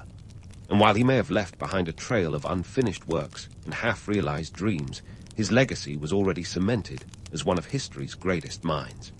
Yet, as we leave Leonardo in the midst of his later years, it's clear that his story is far from over. There are still more places to explore, more innovations to conceive, and more mysteries of the universe to ponder. So stay tuned, because if there's one thing Leonardo da Vinci teaches us, it's that the quest for knowledge and the joy of discovery is a journey with no end in sight. And so, with his penchant for unfinished masterpieces and notebooks brimming with genius, Leonardo da Vinci found himself drawn to the court of King Francis I of France. This was the early 16th century, a time when the French were more interested in art and science than in perfecting the art of croissant making. Francis I, a monarch with a taste for culture as extravagant as his wardrobe, extended an invitation that Leonardo couldn't refuse. So, in 1516, at the ripe age of 64, Leonardo packed up his tools, his sketches, and his dreams, and headed to the Château du Clos Lucé in Amboise, with the Mona Lisa riding shotgun. Now, the French court was a whole different ballgame compared to the Italian city-states Leonardo was used to. Imagine trading the political tightrope of Italy for a royal court that was more about chivalry and less about dodging daggers. Francis I was a king who appreciated Leonardo not just as an artist, but as a Renaissance rock star, a polymath who could turn a dinner conversation about hydraulics into an intellectual feast. The king even dubbed him premier painter and engineer and architect to the king, a title that sounds like it might come with its own fanfare and maybe a crown made of paintbrushes. Under Francis's patronage, Leonardo found something akin to a creative retirement plan. While he wasn't exactly lounging around sipping wine all day, the pace was certainly more relaxed. He continued to sketch and invent, leaving behind a trail of ideas that were, quite frankly, as impractical as they were imaginative. His designs included everything from a massive mechanical lion that could walk and open its chest to reveal a bouquet of lilies to plans for a city that would make even the most ambitious modern urban planner break out in a cold sweat. But let's not pretend it was all idyllic peace. Leonardo's health was declining, and the French winters were about as kind as a Renaissance critic.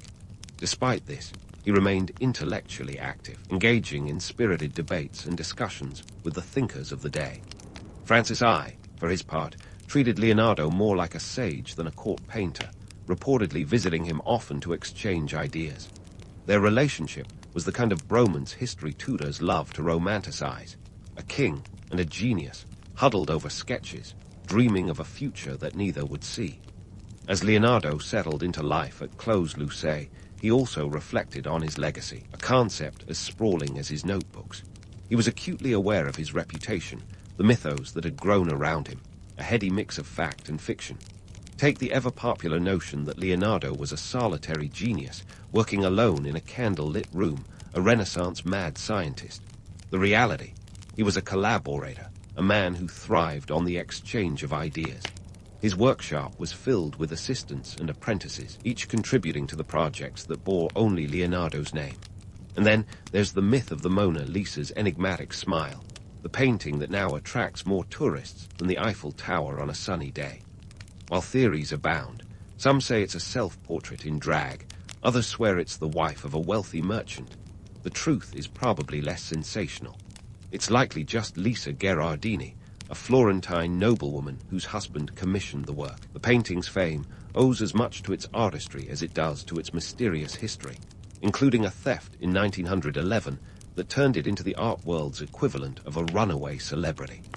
Leonardo's final years in France were a blend of reflection and creation, a time when he contemplated the great mysteries he'd spent his life unraveling.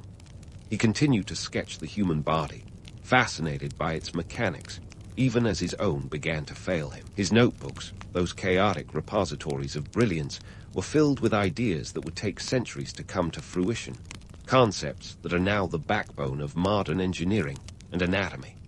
One of the most enduring myths about Leonardo is that he was a man out of time, a visionary whose ideas were too advanced for the medieval minds around him. But let's give his contemporaries some credit.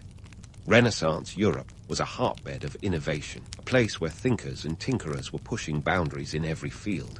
Leonardo was undoubtedly ahead of his time, but he was also very much a product of it, an era when the pursuit of knowledge was as thrilling as any knight's quest. As the end approached, Leonardo's mind remained sharp, even if his body did not. He passed away on May 2, 1519, a date that has since been marked by historians and art lovers alike. The legends say he died in Francis' arms, a poetic image that, while probably embellished, speaks to the deep respect between the king and his favorite polymath. So, what of Leonardo's legacy? The man who left behind notebooks filled with dreams, some realized, others as fantastical as the day they were sketched. He's become a symbol of unbounded curiosity, a testament to the power of asking, what if? His ideas, once scrawled in mirror writing to keep prying eyes at bay, are now the foundation for countless fields of study. Leonardo remains a figure of endless fascination because he embodies the human spirit's perpetual quest for understanding. He was a man who looked at birds and saw the potential for human flight, who studied the flow of water and imagined machines that could harness its power. His life was a tapestry of art and science, woven together with a thread of curiosity that refused to be cut. In the end, Leonardo da Vinci was neither just a myth nor merely a man. He was a bridge between worlds, between the known and the unknown, the seen and the unseen. His story is a reminder that brilliance often comes wrapped in imperfection, that the pursuit of knowledge is as much about the questions we ask as the answers we find. And as we close this chapter on the life of Leonardo, let's carry forward his insatiable curiosity, his fearless imagination, and his belief in the boundless possibilities of the human mind.